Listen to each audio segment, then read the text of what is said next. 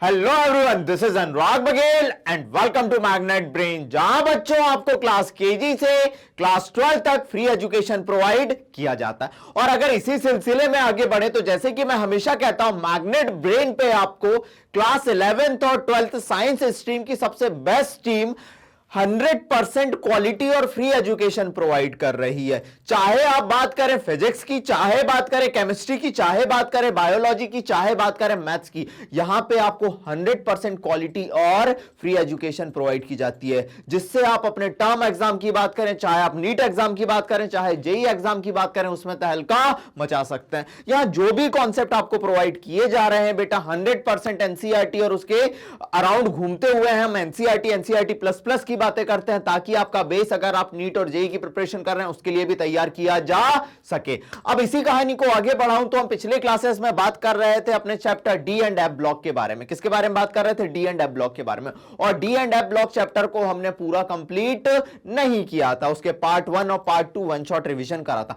आज पार्ट 3 की बारी आती है, जिसमें हम बात करने वाले हैं इसके दो इंपॉर्टेंट कंपाउंड, एक है पोटेशियम परमैंगनेट, एक है पोटेशियम डाइक्रोमेट। इन दो कंपाउंड के बारे में बात करेंगे, ठीक है। उसके बाद अपना लास्ट जो लेक्चर आएगा उसमें अपन देख लेंगे एफ ब्लॉक एलिमेंट के बारे में। अब अगर मैं बात करूं पोटेशियम डाइक्रोमेट की या पोटेशियम परमैंगनेट की बात करूं, तो ये जो दो कंपाउंड काफी ज्यादा इंपॉर्टेंस रखते हैं, चाहे हम यहां पे इनऑर्गेनिक केमिस्ट्री की बात करें, चाहे ऑर्गेनिक केमिस्ट्री की बात करें। क्योंकि ऑर्गेनिक केमिस्ट्री में ये एक अच्छे ऑक्सीडाइजिंग एजेंट के तौर पर यूज किए जाते हैं, क्योंकि इनकी टेंडेंसी होती है रिएक्शन के दौरान नेसेंट ऑक्सीजन रिलीज करने की। तो क्या है कहानी? ये तो बस शुरुआत है। अपने कॉपी और पेन निकाल लीजिए, फुल एनर्जी फुल जोश के साथ, जैसे कि मैं हमेशा कहता हूं, जोश और एनर्जी और पॉजिटिविटी के बारे में, उसी के साथ अपन अपनी कहानी शुरू करते हैं। तो अपने पास अपना सबसे पहला कंपाउंड आने वाला है पोटेशियम डाइक्रोमेट। यहां जो मैंने नोट्स दिए हैं पूरे एनसीईआरटी को एकदम भैया निचोड़ के दिए हैं, इसे अच्छे से पढ़िएगा, इसके बाहर कुछ भी नहीं जाएगा। वन शॉट है, लेकिन मैं इसको पार्ट पार्ट में लेके आया हूं, लेकिन मैंने सारी कहानी आप लोगों के सामने कवर कर दी है, तो दिक्कत की कोई बात नहीं है, बस आप पढ़ते रहें, हमारा एक ही मोटिव है। चलो पोटेशियम डाइक्रोमेट के बारे में बात करें। पोटेशियम डाइक्रोमेट क्या होता है फॉर्मूला? सर इसका फॉर्मूला होता है K2Cr2O7। क्या होता है? K2Cr2O7। अब समझना, हम किसी भी कंपाउंड के बारे में बात करते हैं तो हम तीन चीजों के बारे में बात करते हैं। सबसे पहले उसको बनाया कैसे जाता है। क्या करते हैं? सबसे पहले उसको बनाया कैसे जाता है। चलो देख लेंगे बनाया कैसे जाता है और उसके यूजेस क्या है। अब मैं इसकी बात करूं कि इसका यूजेस मोस्टली कहां होता है, मैंने आपको वैसे ही बता दिया। Potassium dichromate is very important chemical. It is a very important chemical which is used in the leather industry and as an oxidant। मैंने बताया कि इसको ऑर्गेनिक केमिस्ट्री में एक ऑक्सीडाइजिंग एजेंट के तौर पे बहुत ज्यादा यूज किया जाता है। इसके अलावा एनसीईआरटी कहती है कि इसका यूज लेदर इंडस्ट्री में भी बहुत ज्यादा किया जाता है। किसमें किया जाता है? लेदर इंडस्ट्री में भी किया जाता है। चलो ठीक है, कोई बात नहीं। ऑक्सीडेंट के रूप में यूज किया जाता है, ऑक्सीडाइजिंग एजेंट के रूप में यूज किया जाता है। सामने वाले का ऑक्सीडेशन कराएगा, खुद रिड्यूस हो जाएगा। कहानी क्या होगी अभी देखते हैं। पहले देखें कि इसे बनाया कैसे जाता है। पहले देख लें कि इसे बनाया कैसे जाता है, इसकी प्रिपरेशन कैसे की जाती है। तो अगर आपको डाइक्रोमेट बनाना है तो सबसे पहले आपको क्रोमेट, देखना क्या लिखा, dichromates are generally prepared from chromate. इन्हें किससे बनाया जाता है? क्रोमेट से बनाया जाता है। किससे बनाया जाता है? क्रोमेट से बनाया जाता है। लेकिन क्रोमेट को कैसे बनाया जाएगा समझना। आपको डाइक्रोमेट बनाना है, डाइक्रोमेट का जो प्रिपरेशन या पोटेशियम डाइक्रोमेट का जो प्रिपरेशन करना है वो जनरली क्रोमेट से किया जाता है। लेकिन क्रोमेट को बनाने के लिए सबसे पहले आपको क्रोमाइट ओर का यूज करना पड़ेगा। इसको बनाने के लिए तीन स्टेप मैं आप लोगों के सामने रखूंगा। कितनी स्टेप रखूंगा? 3 स्टेप रखूंगा। एग्जाम के पॉइंट ऑफ व्यू से काफी ज्यादा इंपॉर्टेंट हो सकता है। और याद रखना, यही वो टॉपिक है जिसमें बहुत सारी चीजें आपको रट रट के याद करनी पड़ेंगी। तो 3 स्टेप में करेंगे। पहली स्टेप में हम क्या करेंगे, जो क्रोमाइट ओर होगा, जो क्या होगा अपना क्रोमाइट ओर होगा, जैसे FeCr2O4, उसको सोडियम या पोटेशियम कार्बोनेट के साथ रिएक्शन करेंगे और उसमें एयर पास करेंगे। बोलो अपन ने क्या बोला? सर हम सबसे पहले पोटेशियम, अगर डाइक्रोमेट बनाना है तो पोटेशियम डाइक्रोमेट को बनाने के लिए सबसे पहले हमें क्रोमेट में कन्वर्ट करना पड़ेगा। इसे किस में कन्वर्ट करना पड़ेगा? क्रोमेट में। क्रोमेट कैसे बनेगा? आपने लिया क्रोमाइट ओर। क्रोमाइट ओर क्या होता है? इतना लिखना है, लिखना नहीं लिखना है तो 3 स्टेप मैं आप लोगों के सामने लिख चुका हूं, या एनसीईआरटी में लिखी हुई है लाइन है, इसलिए आप लोगों के सामने लेके आया हूं। क्रोमेट ओर क्या है? FeCr2O4। This is our chromate ore. इस पे आप क्या पास कर सकते हैं, सोडियम या पोटेशियम कार्बोनेट पास कर सकते हैं। आपने क्या पास कर दिया, आपने सोडियम कार्बोनेट पास कर दिया with excess of air, excess of air की प्रेजेंस में, एक्सेस ऑफ एयर की प्रेजेंस में आपने क्रोमेट और लिया FeCr2O4, उस पे सोडियम कार्बोनेट पास कर दिया, क्या पास कर दिया, सोडियम कार्बोनेट पास कर दिया, सोडियम कार्बोनेट पास कर दिया, सोडियम कार्बोनेट पास कर दिया और एक्सेस ऑफ एयर ली, क्या ली, एक्सेस ऑफ एयर ली। तो सबसे पहले आपका क्या मिल जाएगा, आपका मिल जाएगा सोडियम क्रोमेट। क्या मिल गया आपका, सोडियम क्रोमेट। याद रख लीजिए सोडियम क्रोमेट का फॉर्मूला क्या होता है, सोडियम क्रोमेट का फॉर्मूला क्या होता है, Na2CrO4। और आपको साथ में क्या मिलता है, आपको साथ में मिलता है Fe2O3, क्या मिलता है आपको, Fe2O3 मिलता है और आपको क्या मिल जाती है, CO2 मिल जाती है। बहुत इंपॉर्टेंट, पहली स्टेप में क्या हुआ, जल्दी बोलिए, मेरे संग संग याद करते चलिए। मेरा ये मोटिव नहीं है कि पढ़ा के निकल जाऊं, मेरा एक मोटिव है क्लास के क्लास में याद कराना। इतने दिनों से आप लोग मेरे से जुड़े हुए तो आप लोगों को पता है अनुराग सर क्लास के क्लास में याद कराएंगे। सर हमें बनाना है पोटेशियम डाइक्रोमेट K2Cr2O7। उसके लिए सर हमने सबसे पहले लिया, पहली स्टेप हम यूज कर रहे हैं, हमने लिया क्रोमेट और, क्या लिया हम, सॉरी क्रोमाइट और लिया, क्रोमेट बोल रहा हूं। हमने सबसे पहले क्या लिया सर, क्रोमाइट और लिया। क्रोमाइट और पे सर हमने सोडियम कार्बोनेट पास करी और सोडियम कार्बोनेट के साथ एक्सेस ऑफ एयर ले लिया। तो सर हमारा जो भी था क्रोमाइट और वो किस में कन्वर्ट हो गया, अपने सोडियम क्रोमेट Na2CrO4 में कन्वर्ट हो गया, Na2CrO4 में कन्वर्ट हो गया। और साथ में क्या मिली सर, Fe2O3 मिला और CO2 मिली। ये पहली स्टेप होती है, ये क्या होती है सर, अपनी पहली स्टेप होती है। क्लियर है, क्लियर है। अब अगर इतना नोट डाउन करा तो मैं सेकंड स्टेप पे आता हूं। आपके पास एक बार क्रोमेट बन चुका है, क्योंकि लिखा हुआ है dichromates are generally prepared from chromates. आपका क्रोमेट बन चुका है। क्रोमेट का फॉर्मूला क्या है, सोडियम क्रोमेट का Na2CrO4, या क्रोमेट को हम ऐसे रिप्रेजेंट भी करते हैं CrO4 -2 को बैलेंस करने के लिए यहां 2 सोडियम लगाए गए हैं। ठीक है सर, हमारा क्रोमेट बन चुका है, क्रोमेट बन चुका है। अब हम क्या करेंगे, पहली स्टेप में आपने सोडियम क्रोमेट बनाया, अब हम दूसरी स्टेप में क्या करने वाले हैं, नोट डाउन कर लिया ना, इसे कर लिया, बहुत आसान है। ठीक है, हम दूसरी स्टेप में क्या करने वाले हैं, a yellow solution of sodium chromate. Sodium chromate का कलर कैसा आता है, येलो सॉल्यूशन। कैसा आता है, येलो सॉल्यूशन आता है। ठीक है, इस फिल्टर्ड, उसको फिल्टर किया and acidified with sulphuric acid to give a solution of orange sodium dichromate. अब दूसरी स्टेप में क्या हुआ, आपने सोडियम क्रोमेट का आपको येलो कलर मिला।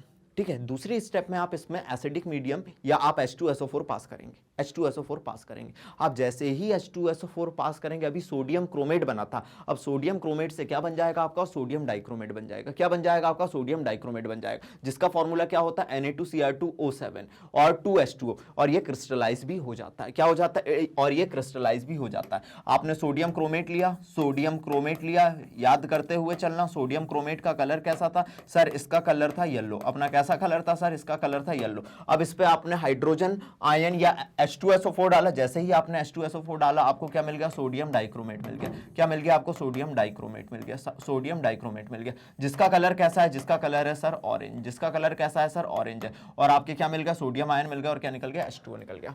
बोलो क्लियर है, बोलो क्लियर है। क्या कोई दिक्कत होनी तो बिल्कुल भी नहीं चाहिए, होनी तो बिल्कुल भी नहीं चाहिए। अभी अब सोडियम डाइक्रोमेट अपने को मिला है, बोलो क्लियर है ना। अगर क्लियर है तो मैं कहानी को आगे बढ़ाता हूं। ठीक है, चलो देखना, देखना, नोट डाउन करा। चलो अब अगर मैं तीसरी स्टेप पे जाऊं, किस पे जाऊं मेरे बच्चों, तीसरी स्टेप पे जाऊं, तो जैसे ही मैं तीसरी स्टेप पे जाता हूं, अब आपको क्या है, सोडियम डाइक्रोमेट मिल चुका है, Na2Cr2O7। अब उस Na को हटा के K जोड़ना है, तो आप सिंपल से पोटेशियम क्लोराइड से रिएक्शन इसकी कर सकते हैं ना। पोटेशियम क्लोराइड क्या करेगा, सोडियम हटाएगा, खुद जुड़ जाएगा। तो sodium dichromate is more soluble than potassium dichromate. ये टर्म पहले तो बहुत ज्यादा इंपॉर्टेंट है, ये नीट के हिसाब से या जेई के हिसाब से आप अगर बात कर रहे हैं तो ये टर्म बहुत ज़्यादा इंपॉर्टेंट है कि सोडियम कार्बोनेट ज़्यादा सॉल्युबल होता है किसकी तुलना में, पोटेशियम डाइक्रोमेट की तुलना में। कौन ज़्यादा सॉल्युबल है, सोडियम डाइक्रोमेट। किसकी तुलना में ज़्यादा है, पोटेशियम डाइक्रोमेट की तुलना में ज़्यादा सॉल्युबल है। It is therefore prepared by treating the solution of sodium dichromate with potassium chloride. तो आप इसको पोटेशियम क्लोराइड के साथ रिएक्शन करा सकते हैं, रिप्लेस करो इसको, क्या बना लो, K2Cr2O7 बना लो और क्या निकाल दो, NaCl निकाल दो। क्या निकाल दो, NaCl निकाल दो। समझना, इतना लिख लिया, इतना लिख लिया। क्या लिखा है, orange crystals of potassium dichromates are crystallizes out. ठीक है, अब क्वेश्चन क्या आता है, क्वेश्चन क्या आता है, क्वेश्चन समझना, इसको अभी पहले नोट डाउन करो, स्क्रीनशॉट लो, क्वेश्चन समझना। क्वेश्चन क्या पूछा जाता है, क्वेश्चन हमसे ये पूछा जाता है, समझिएगा, कि भैया आपके पास A था, आपने क्या पास करे, सोडियम कार्बोनेट पास करे। सबसे पहली स्टेप में अपन ने क्या पास करे थे, इस पे देखिए, देखिए पहली स्टेप पे जाऊं मैं, अगर पहली स्टेप पे जाऊं, देखो इधर देखो, आपने क्या पास करे थे, सोडियम कार्बोनेट पास करे थे, आपने पास करे थे sodium carbonate with excess of air, excess of air. आपको मिलता है बी, क्या मिलता है, बी मिलता है, और साथ में मिल रहा है Fe2O3 प्लस क्या मिल रहा है, प्लस क्या मिल रहा है, CO2 मिल रहा है। अब आपको बी नहीं पता, बोल दिया जाएगा कि जो बी कंपाउंड मिलेगा वो येलो कलर का होगा, येलो कलर का होगा। आपको पता चल गया येलो कलर का कंपाउंड क्या होता है, सोडियम क्रोमेट होता है। उसको आपने लिया, उसको आपने लिया, ये देखो आपने येलो कलर का जो कंपाउंड होता है उसको आपने लिया, उसको आपने लिया। उस पे क्या पास करते हैं, उस पे वो बोलता है कि भैया आप H2SO4 पास कर देते हैं, H2SO4 पास कर देते हैं, ठीक है। उस पे आप H2SO4 पास कर देते हैं। जैसे ही आपने H2SO4 पास करा, आपको क्या मिला, आपको मिला C, आपको क्या मिल गया, C मिल गया, और साथ में क्या मिल गया, आपको H2O मिलता है और सोडियम आयन मिल जाता है। लेकिन अपना C इंपॉर्टेंट है, ठीक है। अब जो C कंपाउंड मिल रहा है उसका कैसा कलर होता है, उसका ऑरेंज कलर होता है, ऑरेंज कलर होता है, ऑरेंज कलर होता है। अब समझना, अब C कंपाउंड पे आप क्या पास कर रहे हैं, KCl पास कर रहे हैं, KCl पास कर रहे हैं, तो आपको मिल रहा है K2Cr2O7, K2Cr2O7। अब आपको बताना है, अब आपको बताना है ये जो K2Cr2O7 आया, हो सकता है इसको भी वो डी लिख के दे दे। इसके ऑरेंज क्रिस्टल होते हैं, कैसे क्रिस्टल होते हैं, ऑरेंज क्रिस्टल होते हैं, ऑरेंज क्रिस्टल होते हैं। अब आपको बताना है ए क्या है, बी क्या है, सी क्या है। ए यहां पे क्या होगा, जल्दी बोलो मेरे संग, याद करा रहा हूं भाई, मैं बार बार याद करा रहा हूं, वीडियो थोड़ा लंबा हो जाए लेकिन चीजें याद होनी जरूरी है। ए क्या होगा सर, हमारा क्रोमाइट ओर। क्या होगा सर, देखो अपन ने ए क्या होगा, अपना क्रोमाइट ओर होगा, इधर आओ, ए क्या होगा, अपना क्रोमाइट ओर होगा। क्रोमाइट ओर क्या होता है, FeCr2O4, क्या होता है, FeCr2O4, अपना क्रोमाइट ओर होगा। तो ए को अपन ने लिख दिया FeCr2O4, क्रोमाइट ओर। बी क्या बनेगा, येलो कलर का सोडियम क्रोमेट बनेगा, Na2CrO4, सोडियम क्रोमेट बनेगा। और सी क्या बनेगा, सी क्या बनेगा, अपना क्या बनेगा, जल्दी बता दीजिए, Na2Cr2O7 बनेगा, Na2Cr2O7 बने। और हमेशा याद रखना Na2Cr2O7 ज्यादा सॉल्युबल होता है किसकी तुलना में, K2Cr2O7 की तुलना में, K2Cr2O7 की तुलना में। ये फाइनल कंक्लूजन है, जो एग्जामिनर अगर पूछे तो मैंने क्वेश्चन के फॉर्म में आप लोगों को बता दिया। ये फाइनल कंक्लूजन है इस कहानी का, ये फाइनल कंक्लूजन है इस कहानी का। अगर एग्जामिनर पूछे तो ना डरना है ना घबराना है, बस करते हुए चले जाना है। This is the final conclusion. बोलो क्लियर है, बोलो क्लियर है, ठीक है। चलो आगे बढ़ाता हूं कहानी को, देखिएगा। तो आपने प्रिपरेशन कर दी 3 स्टेप में, कितने स्टेप में कर दी, 3 स्टेप में प्रिपरेशन कर दी, आप यहां तक आ चुके थे, ठीक है। ऑरेंज क्रिस्टल और potassium dichromate are crystallize out. अब अपने पास जो पूछा जाता है, लिखा है the chromate and dichromates are interconvertible. मजेदार बात, क्रोमेट क्या है, बार बार बोलो मेरे संग, बोलो मेरे संग, क्रोमेट क्या था सर, अभी हमने देखा CrO4-2, Na2CrO4 सोडियम क्रोमेट था। और डाइक्रोमेट क्या है सर, Cr2O7-2, ये डाइक्रोमेट है, K2Cr2O7। तो इसका क्रोमेट और डाइक्रोमेट क्या है, इंटर कन्वर्टेबल है, बहुत इंपॉर्टेंट है। किस पे डिपेंड करते हैं, अगर आपने एक्वस मीडियम में क्रोमेट लिया है और डाइक्रोमेट लिया है, और अगर ये इंटर कन्वर्टेबल है, ये डिपेंड करते हैं पीएच पे। किस पे डिपेंड करते हैं, पीएच पे डिपेंड करते हैं, डिपेंडिंग अपॉन द पीएच। किस पे डिपेंड करते हैं, पीएच पे डिपेंड करते हैं। सपोज अगर आपने क्रोमेट लिया, क्या लिया आपने, क्रोमेट लिया, और आपने एसिडिक मीडियम लिया, मतलब पीएच आपने क्या करा, कम करा, तो किस में कन्वर्ट हो जाएगा, डाइक्रोमेट में कन्वर्ट हो जाएगा, ठीक है। और वहीं अगर आपका डाइक्रोमेट है और आपने बेसिक मीडियम ले लिया, कैसा मीडियम ले लिया, बेसिक मीडियम, मतलब आप पीएच बढ़ाते चले गए, तो किस में कन्वर्ट हो जाएगा, क्रोमेट में वापस कन्वर्ट हो जाएगा। क्या याद करना है, अगर क्रोमेट है तो एसिडिक मीडियम या H आयन की प्रेजेंस में डाइक्रोमेट, और डाइक्रोमेट है तो OH आयन की प्रेजेंस में क्रोमेट में कन्वर्ट हो जाएगा। बोलो क्लियर है, बोलो क्लियर है, बोलो क्लियर है ना। अगर क्लियर है तो आगे बढ़ जाऊं, प्लीज इसे नोट डाउन कर लो। क्या क्या चीजें याद रखनी है, क्रोमाइट ओर पे सबसे पहले आपने Cr2O3 पास करा, और क्या पास करा, O2 पास करा, तो सोडियम क्रोमेट मिला। सोडियम क्रोमेट पे आपने क्या पास करा, सोडियम क्रोमेट पे आपने एसिडिक मीडियम लिया या H2SO4 पास करा, तो आपको सोडियम डाइक्रोमेट मिल गया। सोडियम डाइक्रोमेट कैसा होता है, ज्यादा सॉल्युबल होता है, उसकी KCl के साथ रिएक्शन कराई तो पोटेशियम डाइक्रोमेट मिल गया। अब हमने कहा कि जो क्रोमेट था और डाइक्रोमेट था एक दूसरे में इंटर कन्वर्टेबल है। कैसे हैं, इंटर कन्वर्टेबल है, किस पे डिपेंड करता है, पीएच पे डिपेंड करता है। अगर आपका CrO4 क्रोमेट है, उस पर अगर आपने H+ आयन डाले तो डाइक्रोमेट में कन्वर्ट हो गया, और डाइक्रोमेट पे OH डाले तो आपका वो किस में कन्वर्ट हो गया, क्रोमेट में कन्वर्ट हो गया। याद रखने का एक और तरीका बता दे रहा हूं, जिस तरीके से मैं याद रखता हूं। क्रोमेट को आप देख पा रहे होंगे छोटा है, देखो ये छोटा है, और डाइक्रोमेट देख पा रहे होंगे आप बड़ा है। अगर ये छोटा है तो H आयन भी छोटा वाला H आयन डाले तो किस में कन्वर्ट होता है, डाइक्रोमेट। और डाइक्रोमेट बड़ा है, इस पे बड़ा वाला OH आयन डाले, अब याद तो हो जाएगा, बड़ा वाला OH आयन डाले तो आपके किस में कन्वर्ट हो जाएगा, क्रोमेट में कन्वर्ट हो जाएगा। Chromate and dichromate ions are interconvertible depending upon the pH. क्या क्वेश्चन पूछेगा एग्जामिनर, कुछ भी पूछे हमें डरना नहीं है। प्लीज नोट डाउन करो, प्लीज नोट डाउन करो, ठीक है। अगर नोट डाउन करा, स्क्रीनशॉट लिया, तो यहां से एक क्वेश्चन पूछा जाता है क्रोमाइटोर का, क्रोमाइटोर FeCr2O4 का, बहुत इंपॉर्टेंट कहानी है। क्लियर है? चलो अब ध्यान देना, मजेदार बात क्या है सर, डेप्थ में जा रहा हूं, एनसीईआरटी के बियॉन्ड जा रहा हूं। इतना एनसीईआरटी में लिखा था वो मैंने बता दिया, ठीक है, इतना एनसीईआरटी में लिखा था मैंने बता दिया। नोट करके लिखना है, यहां पे नोट करके लिखना। पहले मैं पोटेशियम डाइक्रोमेट बना रहा हूं और एक क्वेश्चन लिख रहा हूं, देखना।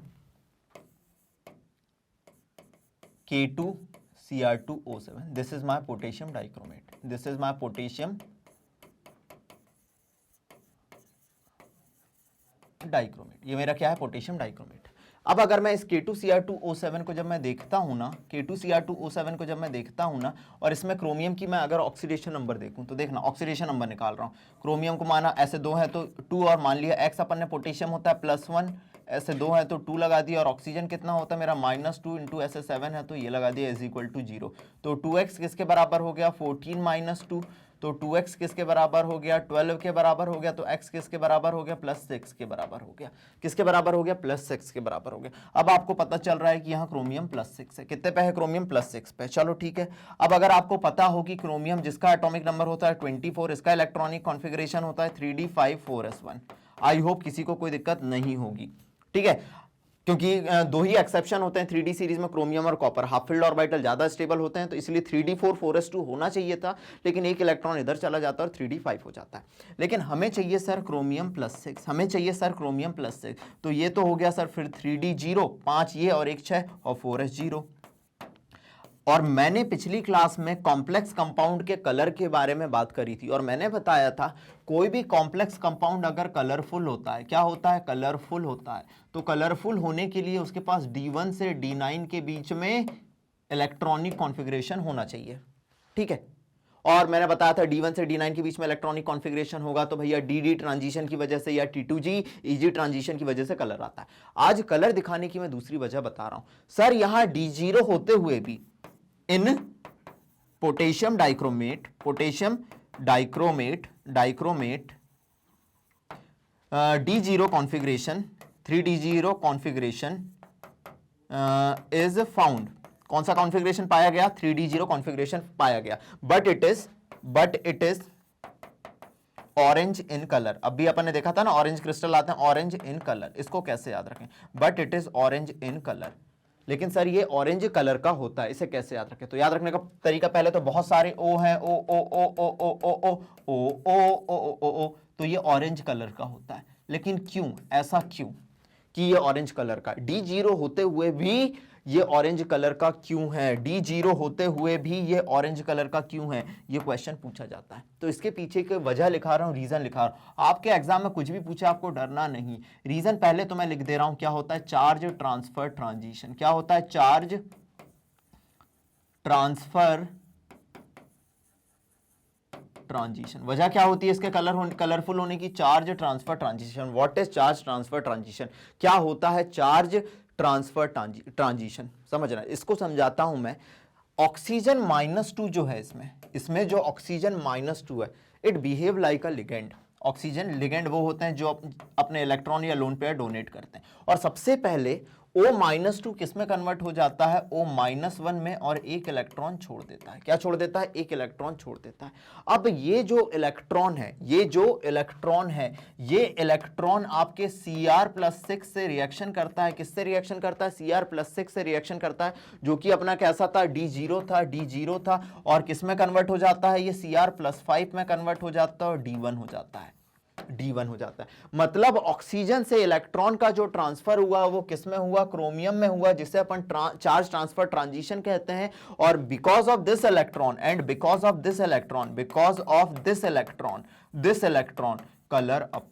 कलर अपीयर्स, और इस इलेक्ट्रॉन की वजह से आपको क्या देखने मिलता है, कलर देखने मिलता है। किस कलर का, ऑरेंज कलर आता है। बहुत प्यारा क्वेश्चन है। आपसे कोई पूछे कि पोटेशियम जो डाइक्रोमेट है भैया वो तो D0 है, फिर भी कलरफुल क्यों होता है, वजह क्या है, वजह तुम हो। वजह कौन है, तुम कौन, हमारे जीने की वजह कोई नहीं। इसके कलर की वजह है चार्ज ट्रांसफर ट्रांजिशन। इसके कलर की वजह क्या है, चार्ज ट्रांसफर ट्रांजिशन। बना लो ये हंसता हुआ नूरानी चेहरा, काली जुल्फे रंग सुनहरा, तेरी जवानी तौबा तौबा रे, दिलरुबा दिलरुबा। बनाओ जल्दी से इसको, बनाया। रीजन क्या है? चार्ज ट्रांसफर ट्रांजिशन है। ठीक है, सिंपल है कहानी, सिंपल है कहानी। चलो अगर सिंपल है तो आगे बढ़ता हूं। एक क्वेश्चन ये पूछा जाता है, इसे भी नोट डाउन कर लिया हमने सर, इसे भी नोट डाउन कर लिया सर हमने। ठीक है, देखना नेक्स्ट कहानी, देखना नेक्स्ट कहानी मेरी जुबानी। ठीक है, नेक्स्ट कहानी मेरी जुबानी देखना। ठीक है ना, नेक्स्ट कहानी है कि the chromate ion is tetrahedral. अगर आप क्रोमेट आयन के स्ट्रक्चर की बात करें, ये एनसीईआरटी में बने हुए हैं, लेकिन मैं इसको अपने तरीके से बताता हूं। देखना ये एनसीईआरटी में बने हुए हैं। ठीक है, मेरा ये मानना है क्रोमियम +6 होता है, तो देखना ये स्ट्रक्चर एक्चुअल में ये होता है, एक्चुअल में ये होता है O-O-। ठीक है, और इस कंपाउंड पे ओवरऑल चार्ज कितना आ गया -2। एक्चुअल में ये स्ट्रक्चर पाया जाता है। कैसा पाया जाता है? ये स्ट्रक्चर पाया जाता है। ठीक है, एनसीईआरटी ने इन सबको बराबर दिया हुआ है, इन सबको बराबर दिया हुआ है, चारों बॉन्ड लेंथ बराबर दिए हैं। याद रखना चारों बॉन्ड लेंथ बराबर है, सीआरओ बॉन्ड चारों बराबर है। क्यों? क्योंकि कभी यहां डबल, कभी यहां डबल, ठीक है, कभी यहां डबल, कभी यहां डबल, कभी यहां सिंगल। क्या हो जाता है? इसमें पार्शियल डबल बॉन्ड, इसमें ही पार्शियल डबल बॉन्ड, इसमें ही पार्शियल डबल बॉन्ड, इसमें ही पार्शियल डबल बॉन्ड, रेजोनेंस आ जाता है। क्या आ जाता है? रेजोनेंस आ जाता है। तो पहले तो लिखना क्रोमेट आयन क्या होता है? CrO4-2। इसमें all four CrO bonds are equal। चारों के चारों बॉन्ड कैसे होते हैं? इक्वल होते हैं। पहले तो ये कहानी नोट डाउन कर लो, all 4 CrO bonds are equal। ठीक है, अगर ये दिमाग में चढ़ गया तो यस सर चढ़ गया ये दिमाग में हमारे।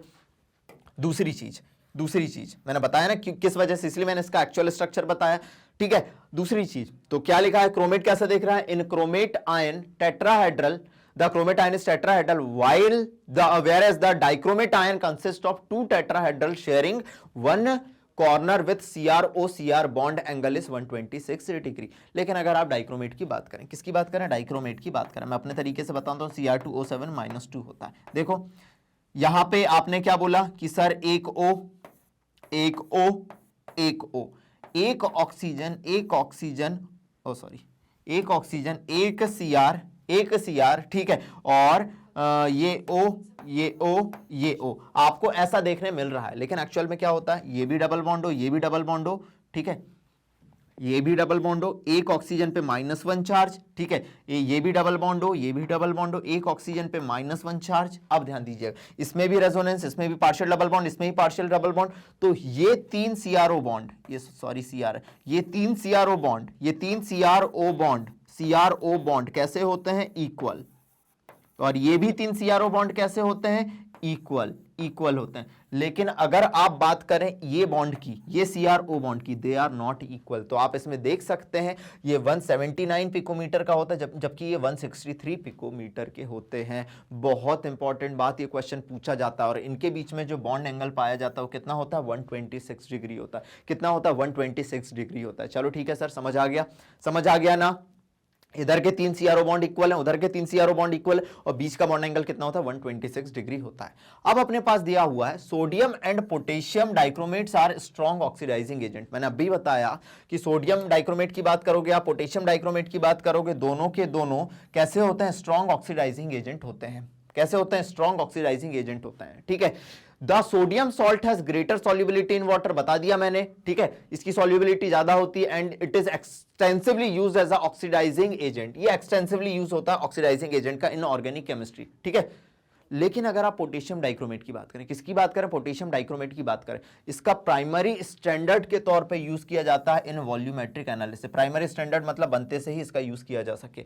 ठीक है, इसका यूज प्राइमरी स्टैंडर्ड के तौर पे किया जाता है इन वॉल्यूमेट्रिक एनालिसिस। अगर आपको किसी का वॉल्यूम एनालिसिस करना है तो ये बहुत इंपॉर्टेंट बात है। सोडियम डाइक्रोमेट, पोटेशियम डाइक्रोमेट, दोनों के दोनों हमने कह दिया स्ट्रॉन्ग ऑक्सीडाइजिंग एजेंट है। और मैं बता ही चुका था सोडियम डाइक्रोमेट ज्यादा सॉल्युबल होता है, लेकिन अगर पोटेशियम डाइक्रोमेट की बात करो तो इसका मेनली यूज किया जाता है एज अ प्राइमरी स्टैंडर्ड के तौर पे वॉल्यूमेट्रिक एनालिसिस में। एग्जामिनर पूछेगा, वेरी इंपॉर्टेंट, मार्क कर दो। कौन पूछेगा? एग्जामिनर पूछेगा। बोलो क्लियर है? क्या कोई डाउट? अगर कोई डाउट नहीं है तो कहानी को आगे बढ़ाऊं। अब अगर हम कह रहे हैं कि भैया, क्या कह रहा हूं समझना, बहुत इंपॉर्टेंट बात कर रहा हूं। जो सोडियम या पोटेशियम डाइक्रोमेट है एक अच्छे ऑक्सीडाइजिंग एजेंट है, लेकिन ये वर्क करता है एसिडिक मीडियम में। किस में वर्क करता है? एसिडिक मीडियम में। In acidic solution its oxidizing action can be represented as follow. अगर आप बात करेंगे इसकी ऑक्सीडाइजिंग एक्शन के बारे में तो उसको हम कैसे रिप्रेजेंट करने वाले हैं? हमारे पास है Cr2O7-2, ठीक है सर, क्रोमेट आयन और डाइक्रोमेट आयन। हमने एसिडिक मीडियम लिया, एसिडिक मीडियम लिया, आप इसे रेडॉक्स के बेसिस पे भी बैलेंसिंग कर सकते हैं, ठीक है, आयन इलेक्ट्रॉन मेथड के बेसिस पे, ठीक है, समझना। और हमने 6 इलेक्ट्रॉन लिए। कितने इलेक्ट्रॉन लिए? 6 इलेक्ट्रॉन लिए। अब यहां पे अगर आप डाइक्रोमेट के ऑक्सीडेशन नंबर चेक करो, इसका ऑक्सीडेशन नंबर चेक करो तो ध्यान देना, ये 2x plus oxygen -2 into 7 is equal to -2, तो 2x इज इक्वल टू कितना हो गया? -2 प्लस 14, तो 2x इज इक्वल टू 12, तो x इज इक्वल टू कितना आ गया? +6। यहाँ पे क्रोमियम है +6 पे, और यहाँ पे कितने पे भैया? +3 पे जा रहा है, +3 पे जा रहा है। देखो खुद का रिडक्शन कर रहा है, खुद का रिडक्शन कर रहा है। इसकी ऑक्सीडाइजिंग एक्शन के दौरान +6 से +3 में कन्वर्ट होता है। बोलो क्लियर है? अब अगर ये +6 से +3 में कन्वर्ट हो रहा है, कितने का चेंज आया? कितने का चेंज आया? 3 इलेक्ट्रॉन का, एक के लिए, लेकिन ऐसे 2 हैं तो यहां मल्टीप्लाई कर दिया 2 से, तो ये कितना हो गया? 6 हो गया। पूछा जाता है इसका इक्विवेलेंट वेट, ये एनसीईआरटी में नहीं दिया हुआ है, बता रहा हूं। इसका क्या पूछा जाता है? इक्विवेलेंट वेट पूछा जाता है। इक्विवेलेंट वेट कैसे निकालते हैं? Molecular weight upon n factor, molecular weight upon n factor. समझना इसकी ऑक्सीडाइजिंग पावर के दौरान लिखा है ना, in acidic solution its oxidizing action can be represented as follow. मैंने हमेशा कहा मैं एनसीईआरटी तो कराऊंगा ही कराऊंगा, लेकिन बेटा अगर आप कंपटीशन की तैयारी कर रहे हैं, कुछ की भी तैयारी कर रहे हैं, मैं आपको इतना जरूर ले जा दूंगा वन शॉट रिवीजन में भी कि आप हर चीज अच्छे से सीख लें। आप एनसीईआरटी की एक भी लाइन उठाना ऐसी क्लियर हो चुकी होगी कि मजा आ जाएगा। अब अगर हम कहें कि भैया आपसे ये रिएक्शन दे दी और पूछ लिया जाए कि भैया इसका इक्विवेलेंट वेट कितना होता है, क्या पूछ लिया जाए इसका इक्विवेलेंट वेट कितना होता है, तो समझिएगा कि भैया जब ये क्रोमियम +6 से क्रोमियम +3 में जा रहा था, ऐसे 2 थे तो मैंने कह दिया कितने का चेंज आया? +6 का चेंज आया। तो मॉलिक्यूलर वेट इसका कैलकुलेट करोगे तो कितना आएगा? 294 आएगा। लेकिन कितने एन फैक्टर मतलब कितने इलेक्ट्रॉन का चेंज है वो आपको देखने मिला 6। This is its equivalent weight, जो क्या होता है? Molecular weight upon n factor during this reaction. या कई बार आपसे पूछ लिया जाएगा, और या आपसे पूछ लिया जाएगा m मतलब मॉलिक्यूलर वेट बाय 6, m/6। इस तरीके के क्वेश्चन बहुत पूछे जाते हैं। प्लीज इसे नोट डाउन कर लीजिए, प्लीज इसे नोट डाउन कर लीजिए। एकदम तहलके के साथ अपन ने इस कहानी को बताया और तहलके के साथ ही करते हुए चलेंगे। एक एक कॉन्सेप्ट अपने को फर्निश्ड कर लेना है, ना डरना है ना घबराना। एग्जामिनर क्या खेलेगा इससे ज्यादा आपके दिमाग से, समझ गए? जैसे क्रोमेट आयन में all CrO bond are equal, dichromate ion में ये 3 CrO बॉन्ड और इधर के 3 CrO बॉन्ड इक्वल है, लेकिन ये वाला बॉन्ड इक्वल नहीं है। ये तो एनसीईआरटी के देख के, डायग्राम देख के हमें समझ आना चाहिए। बोलो क्लियर है ना? क्लियर है? क्रोमेट आयन येलो कलर का होता है, डाइक्रोमेट आयन कैसा होता है? ऑरेंज कलर का होता है। क्या पूछेगा एग्जामिनर? बनाते कैसे हैं सब अपन ने देख लिया इनको। अब इनकी ऑक्सीडाइजिंग एक्शन अलग अलग आयन पे कैसी होगी उसको अपन नोट करते हैं पहले, लेकिन इसे नोट डाउन कर लो।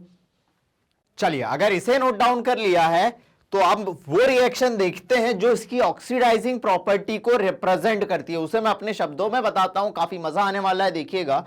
हमने कहा कि K2Cr2O7, क्या बोला हमने? K2Cr2O7 एक अच्छा ऑक्सीडाइजिंग एजेंट है, लेकिन एसिडिक मीडियम में। किसमें? एसिडिक मीडियम में। तो चलो भैया मैंने H2SO4 डाल दिया, ठीक है। क्या बना? कुछ तो बना है, कुछ बन गया है। सबसे पहले अपना बनता है, एक मिनट, ये K2 पकड़ना और 4 में से एक SO4 पकड़ना। क्या बन गया? K2SO4 बन गया, ठीक है सर। दूसरा क्या बना? अपना Cr2 है और 3 SO4 और पकड़ लेना, तो क्या बनेगा? Cr2SO4 whole थ्राइज्ड। पूछो क्यों? क्योंकि क्रोमियम कितने पे जाता है? +3 पे जाता है। यहां कितने पे था? +6 पे था। एसिडिक मीडियम में अभी मैंने आप लोगों को ये चीज बताई, +6 से किस में जाएगा? अपना +3 में जाएगा, ठीक है सर। और क्या बना?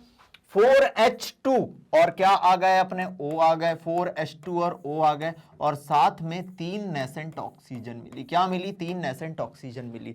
यही नेसेंट ऑक्सीजन जो होती है बेटा इसकी ऑक्सीडाइजिंग प्रॉपर्टी के लिए क्या होती हैं? रिस्पॉन्सिबल होती हैं। किसके लिए रिस्पॉन्सिबल होती हैं? इसकी ऑक्सीडाइजिंग प्रॉपर्टी के लिए रिस्पॉन्सिबल होती हैं। इस रिएक्शन को नोट डाउन कर लो। और यहां पे सबसे इंपॉर्टेंट बात यह है कि ये जो आपका Cr2SO4 होल थ्राइस बना, ये ग्रीन कलर का होता है। किस कलर का होता है? ग्रीन कलर का होता है। ये थोड़ा होगा, एनसीईआरटी ने ये पार्ट को मिस कर दिया है, लेकिन मुझे ऐसा लगता है कि ये पार्ट काफी इंपॉर्टेंट होना चाहिए। उसने शॉर्ट करने के चक्कर में Cr2SO4 होल थ्राइस को मिस कर दिया, जबकि ये क्वेश्चन नीट में और जेई में पूछा जा चुका है। जबकि ये क्वेश्चन नीट और जेई में पूछा जा चुका है। किस में पूछा जा चुका है? नीट और जेई में पूछा जा चुका है। बोलो क्लियर है? K2Cr2O7 पे H2SO4 पास करते हैं, एसिडिक मीडियम में काम करता है, एसिडिक मीडियम में काम करता है। बोलो बिल्कुल क्लियर हो गया। और इस वजह से इसका इक्विवेलेंट वेट पूछा जाता है, मॉलिक्यूलर वेट अपॉन 6 होता है या 294 अपॉन 6 होता है। ये मैं आप लोगों को क्लियर कर चुका हूं। बोलो क्लियर है ना? कुछ भी पूछे डरना नहीं है, क्योंकि हम अनुराग सर के स्टूडेंट है। किसके स्टूडेंट है? अनुराग सर के स्टूडेंट है। बोलो क्लियर है? चलो जी, चलो बढ़ाता हूं कहानी को आगे। अब मैं बात करता हूं oxidizing property of potassium dichromate के बारे में। इसकी कौन सी प्रॉपर्टी के बारे में बात करता हूं? ऑक्सीडाइजिंग प्रॉपर्टी के बारे में बात करता हूं। बड़ी सिंपल सी कहानी है, बड़ी ही सिंपल सी कहानी है। अगर आपका सामने, समझना, सिर्फ ये दिया हुआ है सिंगल रिएक्शन या हाफ सेल रिएक्शन दी हुई है, पोटेशियम डाइक्रोमेट है, आपको पता ही है, वो तो भैया Cr+6 से Cr+3 में कन्वर्ट हो जाएगा हर रिएक्शन के दौरान, और एसिडिक मीडियम लगा ही रहेगा, बिल्कुल सही है सर। लेकिन आयोडाइड को ये किसमें, सामने वाले का ऑक्सीडेशन करता है -1 से, देखो आयोडीन I2 0 में कन्वर्ट कर दिया। किस में कन्वर्ट कर दिया? I2 0 में कन्वर्ट कर दिया। आयोडाइड को I2 में कन्वर्ट कर दिया, बिल्कुल सही है, ऑक्सीडेशन कर दिया। S-2 को किस में कन्वर्ट कर दिया? S0 में कन्वर्ट कर दिया। ये देखो इसका ऑक्सीडेशन कर दिया, ये देखो इसका ऑक्सीडेशन कर दिया। Sn+2 को किस में कन्वर्ट कर दिया? Sn+4 में कर दिया, क्योंकि group 14 carbon silicon germanium tin lead group 14 की दो ही ऑक्सीडेशन स्टेट होती है, +2 और +4, तो +2 से +4 में ही भेजेगा। मैक्सिमम ऑक्सीडेशन स्टेट +4 ही होती है। +2 आयरन +2 को किस में कन्वर्ट कर देता है? फेरस को फेरिक में कन्वर्ट कर देता है। किस में कन्वर्ट कर देता है? फेरस को फेरिक में कन्वर्ट कर देता है। एक और चीज जो यहाँ पे मिसिंग है, याद रखना, वो होता है सल्फाइड को किस में कन्वर्ट कर देता है? ये सल्फेट में कन्वर्ट कर देता है। किस में कन्वर्ट कर देता है? सल्फेट में कन्वर्ट कर देता है। किस में कन्वर्ट कर देता है?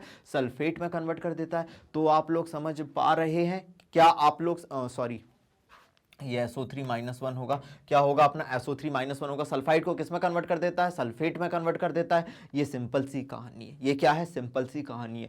आयोडाइड आयन सेम हम पोटेशियम डाइक्रोमेट पोटेशियम परमैंगनेट में भी देखेंगे। आयोडाइड आयन है, -1 से किस में जाएगा? I2 में जाएगा। बस याद करते चलो। H2S है, मतलब सल्फर -2 है, तो वो किस में जाएगा? सल्फर में जाएगा। ठीक है। Sn+2 है, तो सबका ऑक्सीडेशन हो रहा है, सबके ऑक्सीडेशन नंबर बढ़ रहे हैं। Sn+4 में जाएगा। आयरन +2 है, बस देखते चलो, आयरन +4 में कन्वर्ट करेगा, आयरन +4 में कन्वर्ट करेगा। SO3-1 है, उसे SO4-2 में कन्वर्ट करेगा। किस में कन्वर्ट कर देगा? SO4-2 में कन्वर्ट कर देगा। बोलो क्लियर हो गया? बोलो क्लियर हो गया? यस सर, क्लियर हो गया। जैसे इसको मैं एग्जांपल के तौर पे दिखाऊं, अगर मेरा Cr2O7 है, खुद +6 में है, किस में गया? +3 में गया। खुद का इसने क्या करा? खुद का इसने कर दिया रिडक्शन। खुद का क्या कर दिया? रिडक्शन कर दिया। लेकिन सामने वाले का एसिडिक मीडियम में क्या कर दिया? ऑक्सीडेशन कर दिया। इस तरीके से इस रिएक्शन को रिप्रेजेंट कर सकते हैं। इस तरीके से इस रिएक्शन को हम रिप्रेजेंट कर सकते हैं। इस तरीके से इस रिएक्शन को हम रिप्रेजेंट कर सकते हैं। ये अलग अलग रिएक्शन को रिप्रेजेंट करने का तरीका होता है। चलो, तो अब आगे बढ़ाते हैं। यहां पे एक काम करिएगा, सल्फाइड पे -2 कर दीजिएगा, -2 चार्ज होता है। ठीक है, सल्फाइड को सल्फेट में करता है। ठीक है, अब देखते हैं नई कहानी। मैं बात करूं, ये जो अपन ने पढ़ा, कुछ क्वेश्चंस के बारे में बात करूं, ज्यादा अच्छे से समझ आएगा, आपको समझ आएगा इंपॉर्टेंस। ठीक है, which one of the following statement is correct when SO2 is passed through the acidic solution of K2Cr2O7 solution? जब अगर आप SO2 को पास करोगे, किसको पास करोगे? SO2 को पास करोगे K2Cr2O7 सॉल्यूशन में, K2Cr2O7 सॉल्यूशन में। ठीक है, और कैसा है? एसिडिफाइड, मतलब ये एसिडिक मीडियम में काम करता है। ये तो हम बता ही चुके हैं, तो क्या होगा? सबसे पहले आपको पता है K2Cr2O7 एसिडिक मीडियम में किस में कन्वर्ट होता है भैया? किस में कन्वर्ट होता है? जल्दी बता दीजिए। Cr2SO4 होल थ्राइस्ड में कन्वर्ट होता है। यस सर, बिल्कुल। और ये कैसा होता है? ग्रीन कलर का होता है, ये मैं आपको बता चुका हूं। और जो SO2 होगी किस में कन्वर्ट हो जाएगी? सल्फेट में कन्वर्ट हो जाएगी। समझना, किस में कन्वर्ट हो जाएगी? सल्फेट में कन्वर्ट हो जाएगी। तो पहला जो मुझे ऑप्शन दिख रहा है, which one of the following statement is correct, correct पूछ रहा है। तो आपको पता होना चाहिए K2Cr2O7 +6 से कितने पे जाता है? +3 पे जाता है। कितने पे जाता है? +3 पे जाता है। कितने पे जाता है? +3 पे जाता है। मतलब आपको क्या समझ आया कि ग्रीन कलर का Cr2SO4 होल थ्राइस बनेगा। क्या बनेगा? ग्रीन कलर का Cr2SO4 होल थ्राइस बनेगा। दिस इज वेरी इंपॉर्टेंट कहानी, दिस इज वेरी इंपॉर्टेंट कहानी कि आपका कैसा बनेगा? ग्रीन कलर का ये Cr2SO4 होल थ्राइस बनेगा। यही ऑप्शन करेक्ट है। द सॉल्यूशन टर्न्स ब्लू, बिल्कुल नहीं। सॉल्यूशन इज डीकलराइज्ड, कभी डीकलराइज होगा क्या? बिल्कुल नहीं होगा। SO2 रिड्यूस, नहीं। SO2 क्या हो जाएगी? ऑक्सीडाइज हो जाएगी। किसमें? सल्फेट में हो जाएगी। क्लियर है? क्लियर है, क्योंकि ये ऑक्सीडाइजिंग एजेंट है, सामने वाले का क्या करेगा? ऑक्सीडेशन करेगा ही करेगा। +4 से यहां पे इसको कितने में कन्वर्ट कर देगा? +6 में कन्वर्ट कर देगा। सामने वाले का ऑक्सीडेशन करेगा और खुद का क्या करेगा? खुद का रिडक्शन करेगा। सिंपल सी कहानी है, सिंपल सी कहानी है। लेकिन क्वेश्चन कैसे आते हैं? ये शायद नीट या जेई किसी कंपटीशन में आया हुआ क्वेश्चन है, बहुत प्यारा क्वेश्चन है। स्कूल लेवल पे भी आ सकते हैं, कोई दिक्कत नहीं है। बढ़े अगले क्वेश्चन की तरफ, उतार लीजिए इस क्वेश्चन को, उतार लीजिए। रिसेंटली आया 3-4 सालों में, ठीक है। और कुछ क्वेश्चन दिखाता हूं, और एक आध क्वेश्चन दिखाता हूं। क्वेश्चन कैसे पूछे जाते हैं देखना। आपके पास है एसिडिफाइड K2Cr2O7, ठीक है भैया, हमें पता चल गया है कि K2Cr2O7 एसिडिक मीडियम में रिएक्शन करता है। सॉल्यूशन टर्न्स ग्रीन, ये सॉल्यूशन ग्रीन कलर का हो जाता है जब Na2SO3 is added to it. जब Na2SO3 को ऐड कर रहे हैं, मतलब समझना Na2SO3 को आप ऐड कर रहे हो, किसमें ऐड कर रहे हो? पोटेशियम डाइक्रोमेट में ऐड कर रहे हो। पोटेशियम डाइक्रोमेट एसिडिफाइड, मतलब मैंने H+ ले लिया, तो सॉल्यूशन ग्रीन कलर का हो जाता है। ग्रीन कलर का हो जाता है। ग्रीन कलर किस वजह से आता है? ग्रीन कलर किस वजह से आता है? मैंने आप लोगों को बताया था ग्रीन कलर किस वजह से आता है? Cr2SO4 होल थ्राइस की वजह से आता है। तो आंसर क्या होना चाहिए? आंसर क्या होना चाहिए? बी होना चाहिए। क्या होना चाहिए? बी होना चाहिए। दिस इज वेरी इंपॉर्टेंट कहानी जो थी मुझे सुनानी। क्लियर हो गया? क्लियर हो गया? सारे कॉन्सेप्ट क्लियर हो गए? क्वेश्चन कैसे पूछे जाते हैं क्लियर हो गया? ये Cr2SO4 होल थ्राइस की बहुत इंपॉर्टेंस है। एनसीईआरटी में थोड़ा ये चीज उतना दिया हुआ नहीं था, लेकिन ये क्वेश्चन पूछे जाते, उसने बस Cr+3 में कन्वर्ट होता है ये दे दिया, लेकिन मैंने इसको डेप्थ में बता दिया कहानी कैसी होगी। बोलो क्लियर है ना? चलो सर, अब अगर आगे बढ़ाएं कहानी को, अब अगर अपन आगे बढ़ाएं कहानी को तो समझते हैं अगली कहानी क्या होनी चाहिए हमारी। अगली कहानी क्या होनी चाहिए? पोटेशियम डाइक्रोमेट खत्म, अब अपन आते हैं पोटेशियम परमैग्नेट पे। किस पे आते हैं? पोटेशियम परमैग्नेट। सबसे पहले तो ध्यान दीजिएगा पोटेशियम परमैग्नेट में, पोटेशियम परमैग्नेट का फॉर्मूला क्या होता है? KMnO4 होता है। क्या होता है? KMnO4 होता है। सेम वही कहानी, अगर किसी को बनाना है तो भैया मेथड ऑफ प्रिपरेशन देखनी पड़ेगी। सबसे पहले कोई कंपाउंड है उसको बनाना सीखें कि बनता कैसे है। तो potassium permanganate is prepared by fusion of MnO2 with an alkali metal hydroxide, कोई अल्कली मेटल का हाइड्रोक्साइड, NaOH, KOH कुछ भी ले सकते हैं, and an oxidizing agent like KNO3, और कोई ऑक्सीडाइजिंग एजेंट ले लिया आपने KNO3। पोटेशियम डाइक्रोमेट को बनाने का तरीका सीख लिया था आपने, ठीक है। अब पोटेशियम परमैग्नेट को आपको लेना है MnO2 लेना है, समझ ही गए। कोई आपको अल्कली मेटल जो है उसका हाइड्रोक्साइड लेना है, जैसे आपने ले लिया KOH, आपने ले लिया KOH, ठीक है। और ऑक्सीडाइजिंग एजेंट यूज कर सकते हैं। अगर ऑक्सीडाइजिंग एजेंट नहीं है तो आप ऑक्सीजन यूज कर सकते हैं, आप डायरेक्ट ऑक्सीजन यूज कर सकते हैं। तो सबसे पहले आपका क्या बनेगा? K2MnO4 बनेगा। क्या बनेगा? K2MnO4 बनेगा। MnO2 K2MnO4 में कन्वर्ट होगी, ठीक है। K2MnO4 में कन्वर्ट हुई तो ये कैसा होता है? डार्क ग्रीन कलर का होता है। कैसा होता है? डार्क ग्रीन कलर का होता है। कैसा होता है? डार्क ग्रीन कलर का होता है। जैसे ही K2MnO4 बन गया, ठीक है, विच डिसप्रपोर्शनेट इनटू अ न्यूट्रल और एसिडिक मीडियम, ये K2MnO4, ये देखो K2MnO4 डिसप्रपोर्शनेट होगा एसिडिक या न्यूट्रल मीडियम में, और किस में कन्वर्ट हो जाएगा? MnO4 निगेटिव में कन्वर्ट हो जाएगा। साथ में क्या निकल जाएगा? MnO2 निकल जाएगा और H2O निकल जाएगा। अब यहां पे एनसीईआरटी कहती है, समझ आया, हमने MnO2 लिया, यस ले लिया, कोई अल्कली मीडियम ले लिया, KOH ले लिया, या तो आप oxidising agent like KNO3 use कर लो या O2 यूज कर लो। सबसे पहले K2MnO4 बना। K2MnO4 इसकी ऑक्सीडेशन स्टेट निकालू, चलो इससे निकाल लूं या इससे निकाल लूं। यहां पे देखो MnO4 ये हटाया तो -2 चार्ज आ गया। चलो निकाल के देखता हूं MnO4 -2 की ऑक्सीडेशन स्टेट। Mn को माना x, मैंने ऑक्सीजन को मैंने -2 माना, SA4 है और इज इक्वल टू -2 का चार्ज, तो x is equal to -2 + 8 is equal to +6। तुम हो बेटा +6 पे, तुम हो बेटा +6 पे। अब कहानी ये कह रही है कि this produces into the dark green colour K2MnO4, ठीक है, विच डिसप्रपोर्शनेट, ये डिसप्रपोर्शनेट होता है। What is the meaning of disproportionate? Same species का ऑक्सीडेशन, सेम स्पीसीज का रिडक्शन होना कहलाता है डिसप्रपोर्शनेशन। क्या कहलाता है? डिसप्रपोर्शनेशन कहलाता है। तो मैं देखूं कि मेरे पास +6 है, सेम स्पीसीज ही ऑक्सीडाइज होगी, सेम स्पीसीज ही का ही रिडक्शन होगा, उसे कहेंगे डिसप्रपोर्शनेशन। तो ये कहानी क्या है? ये कहानी ये है, इसको निकाल के देखो, इसका ऑक्सीडेशन नंबर निकाल के देखो, x x x, वो मेरी x x, अरे वो मेरी x नहीं, ये मेरा x रे। कैसी कैसी गंदी बातें सोच लेता हूं मैं। ये मेरा -2 इंटू 4 इज इक्वल टू -1, तो x is equal to -1 plus 8, x is equal to +7, ये मैं आ चुका हूं +7 पे, मतलब +6 से +7 होना।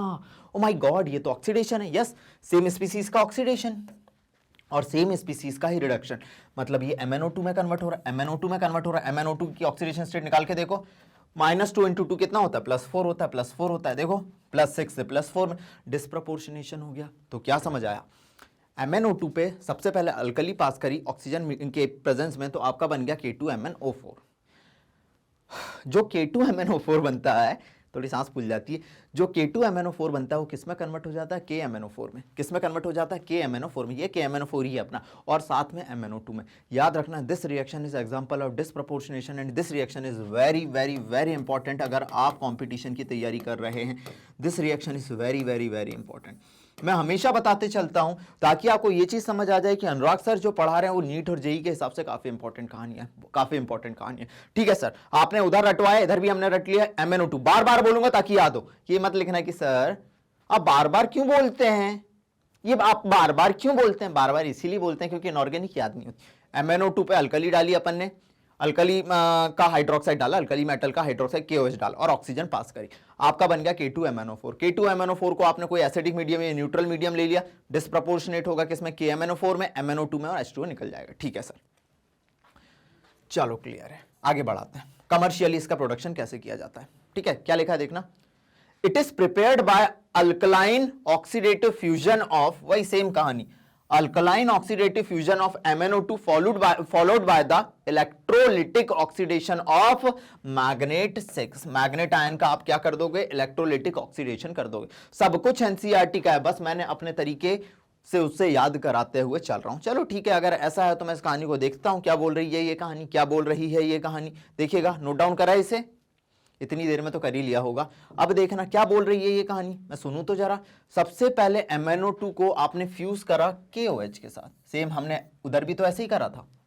या तो आपने ऑक्सीडाइज करा एयर की प्रेजेंस में, वहां भी तो ऐसे ही करा था, वहां भी तो ऐसे ही करा था, अब भी तो हमने यही करा था। MnO2 plus KOH plus O2, और हमारा क्या बना था, मैग्नेट आयन बना था, जिसपे +6 होता है, जिसपे +6 होता है। यस, ऐसा ही तो करा था। अब मैग्नेट आयन को हमने, लेकिन वहां पे क्या करा था, मैग्नेट आयन को हमने एसिडिक मीडियम में लिया था, एसिडिक मीडियम में लिया था, हमारा परमैग्नेट बना था और MnO2 बना था, MnO2 बना था, वहां हमने ये करा था। लेकिन यहां पे कमर्शियली हम क्या करते हैं, जैसे ही मैग्नेट आयन मिल गया, समझना उसमें और इसमें डिफरेंस, जैसे ही मैग्नेट आयन मिल गया उसका इलेक्ट्रोलिटिक ऑक्सीडेशन करा अल्कलाइन सॉल्यूशन के साथ। क्या करा, इलेक्ट्रोलिटिक ऑक्सीडेशन करा अल्कलाइन सॉल्यूशन के साथ। आपको क्या मिल जाएगा, परमैग्नेट मिल जाएगा। बोलो क्या मिल जाएगा, परमैग्नेट मिल जाएगा। कहानी क्लियर हुई, यस सर क्लियर हो गई, ठीक है, यस सर कहानी क्लियर हो गई। और या तो आपको अगर लैब में बनाना है, किस में बनाना है, इन द लैबोरेटरी।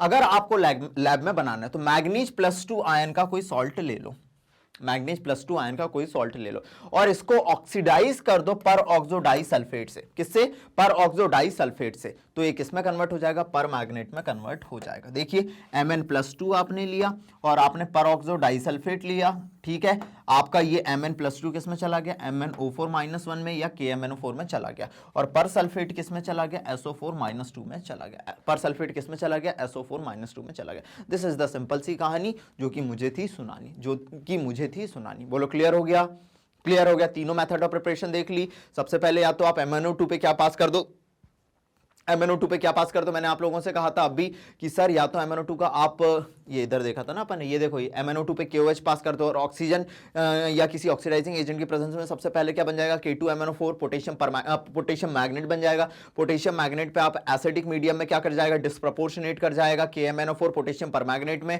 और क्या निकल जाएगा आपका, MnO2 निकल जाएगा। This reaction is example of disproportionation. लेकिन कमर्शियली बनाना है तो सेकंड स्टेप में आप क्या कर दो, इलेक्ट्रोलिटिक ऑक्सीडेशन कर दो। और अगर आपको लैब में बनाना है तो कुछ नहीं, Mn+2 वाला कोई भी सॉल्ट ले सकते हैं आप, कोई भी सॉल्ट ले सकते हैं Mn+2 वाला, ठीक है, जैसे MnSO4 ले सकते हैं, ठीक है, कोई भी सॉल्ट ले सकते हैं Mn+2 वाला। जैसे ही आपने Mn+2 वाला कोई सॉल्ट लिया और पर सल्फेट लिया तो क्या होगा, Mn+2 का ऑक्सीडेशन हो जाएगा Mn+7 में, और पर सल्फेट किस में कन्वर्ट हो जाएगा, आपके सल्फेट में कन्वर्ट हो जाएगा। पर ऑक्सोडाई सल्फेट किस में कन्वर्ट हो जाएगा, सल्फेट में कन्वर्ट हो जाएगा। क्लियर है, क्लियर है, क्लियर है, यस सर क्लियर हो गई कहानी। अब अपन आगे बढ़ाते हैं इस कहानी को, अब अपन आगे बढ़ाते हैं इस कहानी को। क्या लिखा है समझना, potassium परमैग्नेट forms dark purple almost black crystal which are isostructural with KClO4। चलो ये कहानी को बाद में देखूंगा, इस कहानी को मैं बाद में देखूंगा।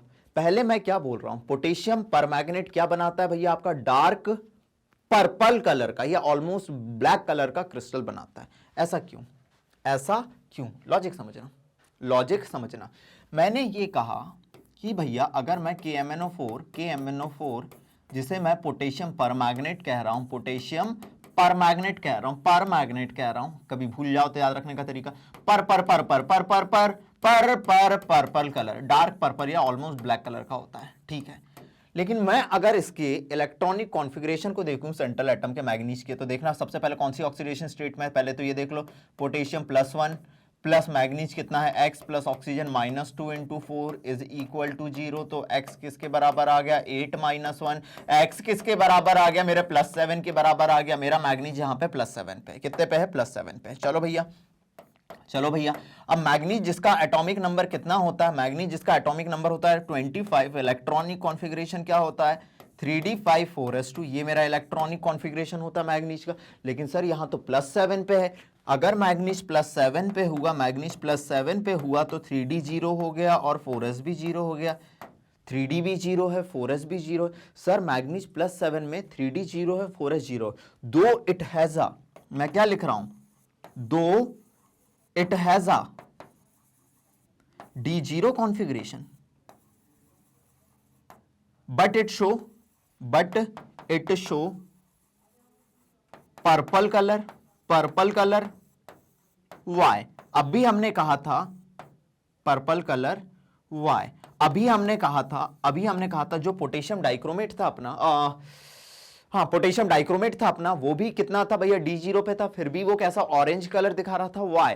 उसके पीछे वजह मैंने क्या बताई थी, उसके पीछे मैंने वजह क्या बताई थी, वजह मेरे जीने की वजह, तुम वो वजह क्या बताई थी, चार्ज ट्रांसफर ट्रांजिशन, क्या बताई थी मैंने, चार्ज ट्रांसफर ट्रांजिशन। सेम यही कहानी यहां भी रिपीट होगी।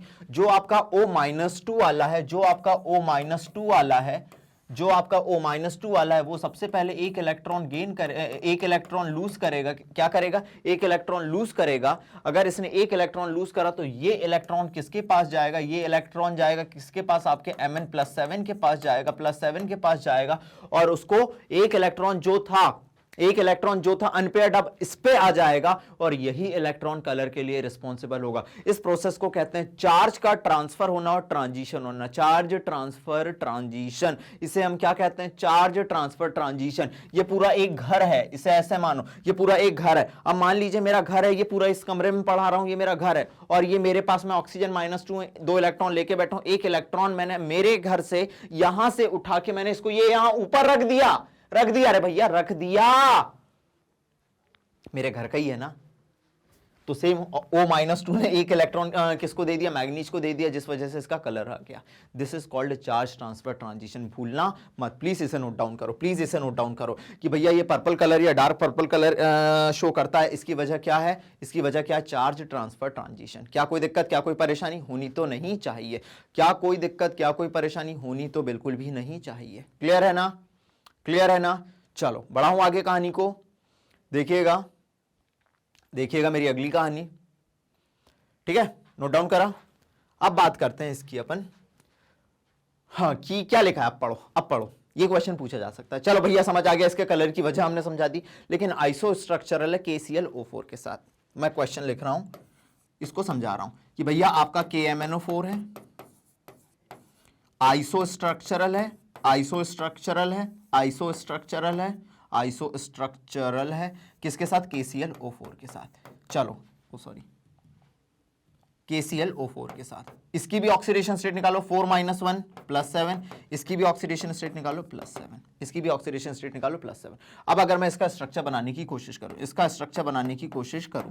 क्या करूं, इसका स्ट्रक्चर बनाने की कोशिश करूं, कैसे बनाऊंगा इसका स्ट्रक्चर, देखना MnO4 -1 लिखते हैं, MnO4 -1 लिखते हैं, तो मैं क्या करूंगा, देखना जी, देखना, ये मैंने बनाया O, ये मैंने बनाया O, ये मैंने बनाया O, ये मैंने बना दिया O negative. This is MnO4 negative, this is MnO4 negative. और ये KClO4 के साथ स्ट्रक्चर है क्लोरीन, डबल बॉन्ड से O जुड़ा, डबल बॉन्ड से O जुड़ा, डबल बॉन्ड से O जुड़ा, और ये जुड़ गया O negative, O negative. This is ClO4 negative. यहां पे भी K जोड़ सकते हो, यहां पे भी K जोड़ सकते हो, तो ये बन गया आपका KMnO4, ये बन गया KClO4। क्या ये आइसो स्ट्रक्चरल दिख रहा है? यस सर, ये आइसो स्ट्रक्चरल दिख रहा है। ठीक है, अब नेक्स्ट पॉइंट पढ़ते हैं। अब अपन नेक्स्ट पॉइंट पढ़ते हैं। ये क्या है अपना? ये क्या है अपना? Manganate ion. बोलो ये कैसा है अपना? Manganate ion. ठीक है, अगर इस मैग्नेट आयन को देखोगे कैसा आता था? ये ग्रीन कलर का आता था, और कैसा होता था? टेट्राहेड्रल। मैग्नेट आयन क्या होता है अपना? MnO4-2, और पर मैग्नेट आयन क्या होता है अपना? MnO4-1। दोनों के स्ट्रक्चर एग्जामिनर कभी पूछे तो जो मैग्नेट होता है वो ग्रीन कलर का होता है, लेकिन जो पर मैग्नेट होता है वो पर मैग्नेट पर्पल कलर का होता है।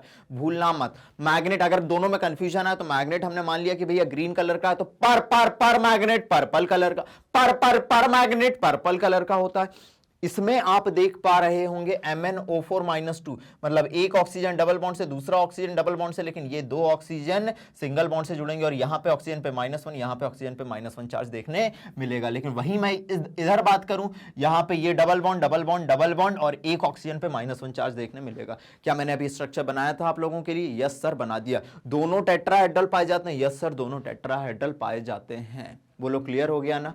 अब आगे क्या लिखा है? पोटेशियम परमैंगनेट ने बना लिया डार्क पर्पल। हर चीज समझते चलना, एनसीईआरटी को डिकोड करना यही होता है। हम कहते हैं कि सर हमें डी एंड एफ ब्लॉक में इन कंपाउंड्स में बड़ी दिक्कत जाती है। क्या कोई दिक्कत बची है क्या मेरे बच्चे? क्या कोई दिक्कत बची है क्या? क्या इतना पढ़ाने के बावजूद भी कोई दिक्कत समझ आ रही है? आई होप कोई दिक्कत समझ आनी नहीं चाहिए। अब क्या लिखा है? पोटेशियम परमैंगनेट जो बनाता है डार्क पर्पल कलर के क्रिस्टल बनाता है, जो आइसोस्ट्रक्चरल होता है KClO4 के साथ। चलो मान लिया अपन ने, the salt is not very soluble in water. ये जो सॉल्ट होता है कोई ज्यादा सॉल्युबल नहीं होता पानी में, but when heated it decomposes at 513 kelvin. लेकिन जब इसको डिकम्पोज करा जाता है तो 513 केल्विन पे डिकम्पोज हो जाता है। जैसे देखो, अब ध्यान दीजिएगा, अगर आपने पोटेशियम परमैंगनेट को डिकम्पोज करने की कोशिश करी, किसको? पोटेशियम परमैंगनेट को, तो ये +7 से देखो किस में जा रहा है? +7 से K2MnO4 +6 में जा रहा है, और MnO2 +4 में जा रहा है। लेकिन this reaction is not redox. +7 से +6 और +4 में जा रहा है, और क्या निकल रहा है? O2 निकल रहा है। कितने केल्विन पे डिकम्पोज होता है? 513 केल्विन पे डिकम्पोज होता है। ये क्वेश्चन पूछा जाएगा अगर KMnO4 को। लेकिन अगर आप MnO4 मैग्नेट को, अगर आप याद करिए मैग्नेट से परमैंगनेट बना रहे थे, this reaction is the example of disproportionation. लेकिन पर मैग्नेट को आप तोड़ते हो तो K2MnO4 और MnO2 और O2 में टूटता है। पहले इसे नोट डाउन करो, फिर मैं चीजों को कंपेयर करवा दे रहा हूं एक बार। क्वेश्चन में कंफ्यूजन नहीं होना चाहिए। क्या नोट डाउन कर लिया आप लोगों ने? बहुत सिंपल कहानी है। क्या नोट डाउन करा आप लोगों ने? KMnO4 जो होता है, जब इसको हीट करोगे 513 केल्विन पे तो डीकंपोज हो जाता है। क्या हो जाता है? डीकंपोज हो जाता है। क्या हो जाता है? डीकंपोज हो जाता है। समझना इस कहानी को। सेम इस कहानी, ऐसी ही कहानी हमने ऊपर पढ़ी थी। अरे कहां आगे चला गया? ये MnO4 जो -2 था, मतलब मैग्नेट था, पर मैग्नेट और MnO2 में टूटता था। लेकिन यहां पे देखो, पर मैग्नेट जो है मैग्नेट में और MnO2 में टूट रहा है। इधर देखना, यहां क्या था? जो मैग्नेट था पर मैग्नेट और MnO2 में टूट रहा था, लेकिन यहां पे सेम पर मैग्नेट और MnO2 में टूट रहा है। वो रिएक्शन डिस्प्रपोर्शनेशन थी। ये देखो यहां लिखा था विच डिस्प्रपोर्शनेट, लेकिन यहां तो हाईएस्ट ऑक्सीडेशन स्टेट +7 में है, +7 से सिर्फ +6 और +4 ही जा सकता है। इधर भी कम हो रही है, इधर भी कम हो रही है। This reaction is not a example of disproportionation. वो एग्जामिनर इमोशन के साथ खेलेगा, परेशान करेगा, आपको परेशान करने की कोशिश करेगा, लेकिन परेशान मत होना। आप अनुराग सर के स्टूडेंट हो। मैं अब हर तरीके से आपको बता चुका हूं, चाहे आप नीट जेई कोई भी एग्जाम में बैठो बेटा, आप तहलका बिल्कुल मचा देंगे। ये मेरा वादा रहा, और वादा रहा सनम, होंगे जुदा ना।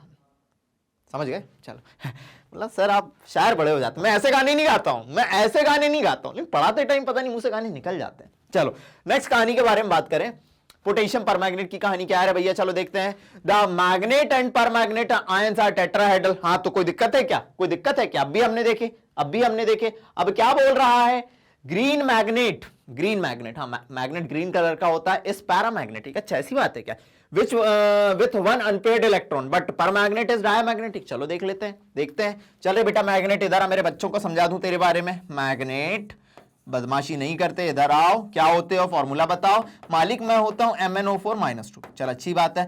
चल परमैग्नेट बेटा इधर आ, परमैग्नेट इधर आ मेरे बच्चे, परमैग्नेट इधर आ जा रे मेरे बेटा, राजा बेटा, परमैग्नेट। जी मालिक कैसे होते हो? मालिक मैं MnO4 -1 होता हूं। चल ठीक है, तेरा फॉर्मूला KMnO4 होता है, तेरा क्या होता है? K2MnO4 होता है। ठीक है, तुम कैसे हो?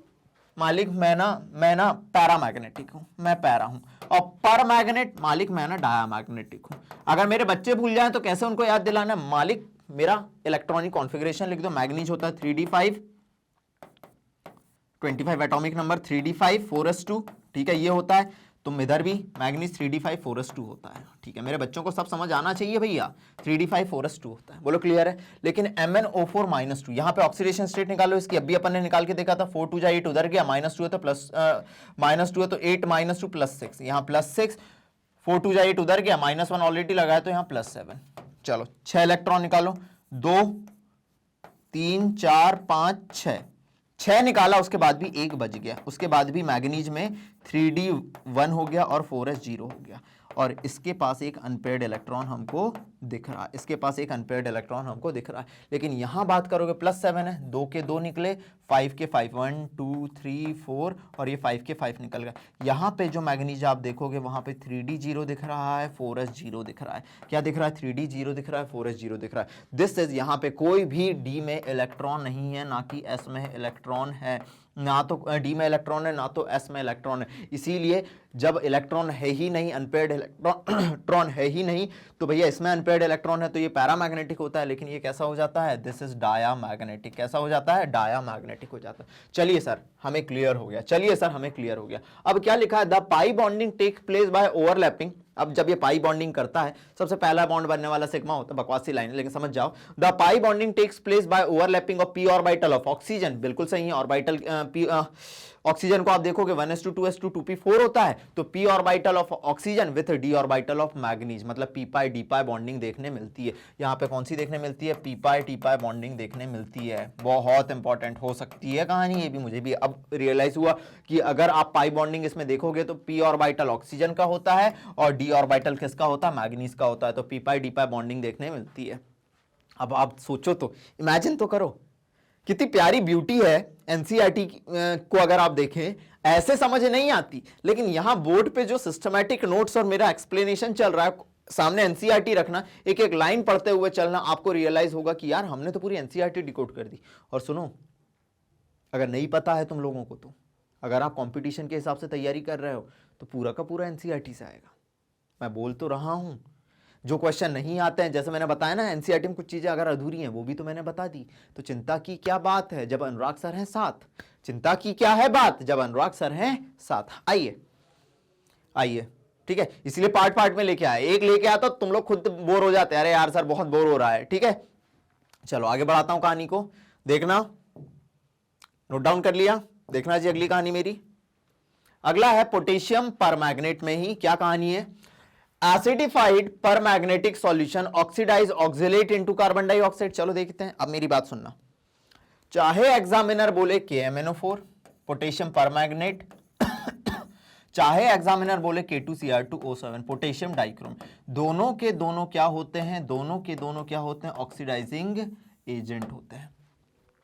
जैसे हमने पोटेशियम डाइक्रोमेट को देखा था, आयोडाइड आयन को I2 में कन्वर्ट कर रहा था, स्टीनस को स्टीनिक में कन्वर्ट कर रहा था, सल्फाइड को सल्फेट में कन्वर्ट कर रहा था, सल्फेट में कन्वर्ट कर रहा था, S-2 को S0 में कन्वर्ट कर रहा था, फेरस को फेरिक में कन्वर्ट कर रहा था, फेरस को फेरिक में कन्वर्ट कर रहा था। सेम यहां भी कहानी होने वाली है। नाइट्राइट को नाइट्रेट में कन्वर्ट कर रहा था, नाइट्रेट में कन्वर्ट कर रहा था, सेम ऐसे ही यहां भी कहानी होने वाली है। क्या लिखा है? Acidified permanganate solution. लेकिन यहां मजा आएगा, यहां मजा आएगा, यहां मजा आएगा। पूछो क्यों? पोटेशियम डाइक्रोमेट की बात कर रहे थे, एसिडिक मीडियम में काम कर रहा था, अभी अपन एसिडिक मीडियम ही देख रहे हैं, लेकिन आगे और बताऊंगा कुछ कहानी।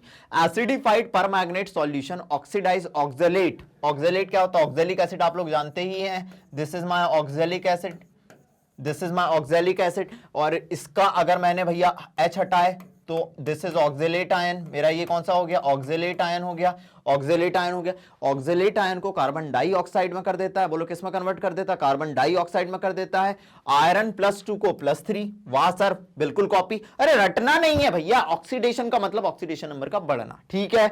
नाइट्राइट, नाइट्राइट को नाइट्रेट में ऑक्सीडाइज कर रहा है, आयोडाइड को फ्री आयोडीन में कर रहा है, सेम वही कहानी। एंड द हाफ रिएक्शन, और ये हाफ सेल रिएक्शन आपके सामने रखी हुई है, क्या रखी हुई है, हाफ सेल रिएक्शन रखी हुई है। देखो ऑक्जेलेट को CO2 में, फेरस को फेरिक में, नाइट्राइट को नाइट्रेट में, आयोडाइड को I2 में, स्टीनस को स्टेनिक, ये भी लिख लेना, स्टीनस को स्टेनिक में कन्वर्ट कर देगा। और कुछ लिखना है, और कुछ बच रहा है क्या, नहीं नहीं नहीं नहीं नहीं, नाइट्रेट सल्फाइड को सल्फेट में लिख देना, सल्फाइड को सल्फेट में करता है, ये लिख देना, सब लिख दो। 2 copy, copy copycat, copycat copycat, KMnO4 K2Cr2O7, copycat copycat, दोनों एक जैसा काम करते हैं, ठीक है। वो लेकिन एसिडिक मीडियम +6 से +3 जाता था, एन फैक्टर 6 आता था, तो मॉलिक्यूलर वेट बाय 6 ऐसे निकालते थे इक्विवेलेंट वेट इसका। चलो नोट डाउन करो इसे,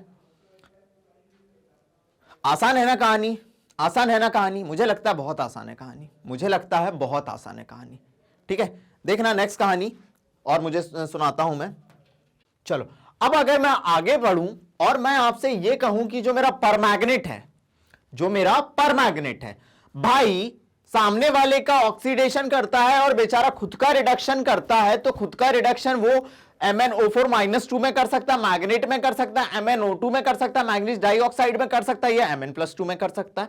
लेकिन जब हमने इसको देखा तो देखा कि सबके लिए इलेक्ट्रोड पोटेंशियल अलग अलग आ रहा है, सबके लिए रिडक्शन इलेक्ट्रोड पोटेंशियल कैसा आ रहा है, अलग अलग आ रहा है। ये एकदम NCERT एक्सक्लूसिव है, मैं आपसे बता रहा हूं, क्वेश्चन इससे ज्यादा नहीं पूछे गए हैं, लेकिन आने की प्रोबेबिलिटी बहुत ज्यादा है, आने की प्रोबेबिलिटी बहुत ज्यादा है। समझना, if we represent the reduction of permanganate to manganate की बात करें, मैग्नीज डाइऑक्साइड की बात करें, या मैग्नेट +2 की बात करें, सॉल्ट बाय हाफ रिएक्शंस, अगर मैं रिप्रेजेंट करने की कोशिश करूं तो देखना, अगर MnO4-1 ये +7 था, ठीक है, एक इलेक्ट्रॉन गेन करा, MnO4-2 +6 में कन्वर्ट हुआ, रिडक्शन हुआ, रिडक्शन हुआ, ठीक है। इसका E0 जब आपने देखा तो कितना देखने मिलता है, 0.56 देखने मिलता है, रट डालो, क्या पता डायरेक्ट क्वेश्चन पूछ ले, ठीक है। MnO4-1 +7 से जब MnO2 में गया, +4 में गया, किस में गया, +4 में गया, तो हमने देखा कि इसका E0 RP +1.69 देखने मिलता है, 1.69 देखने मिलता है। और वहीं पे परमैग्नेट +7 से +2 में गया, तो हमने देखा कि इसका E0 हमको 1.52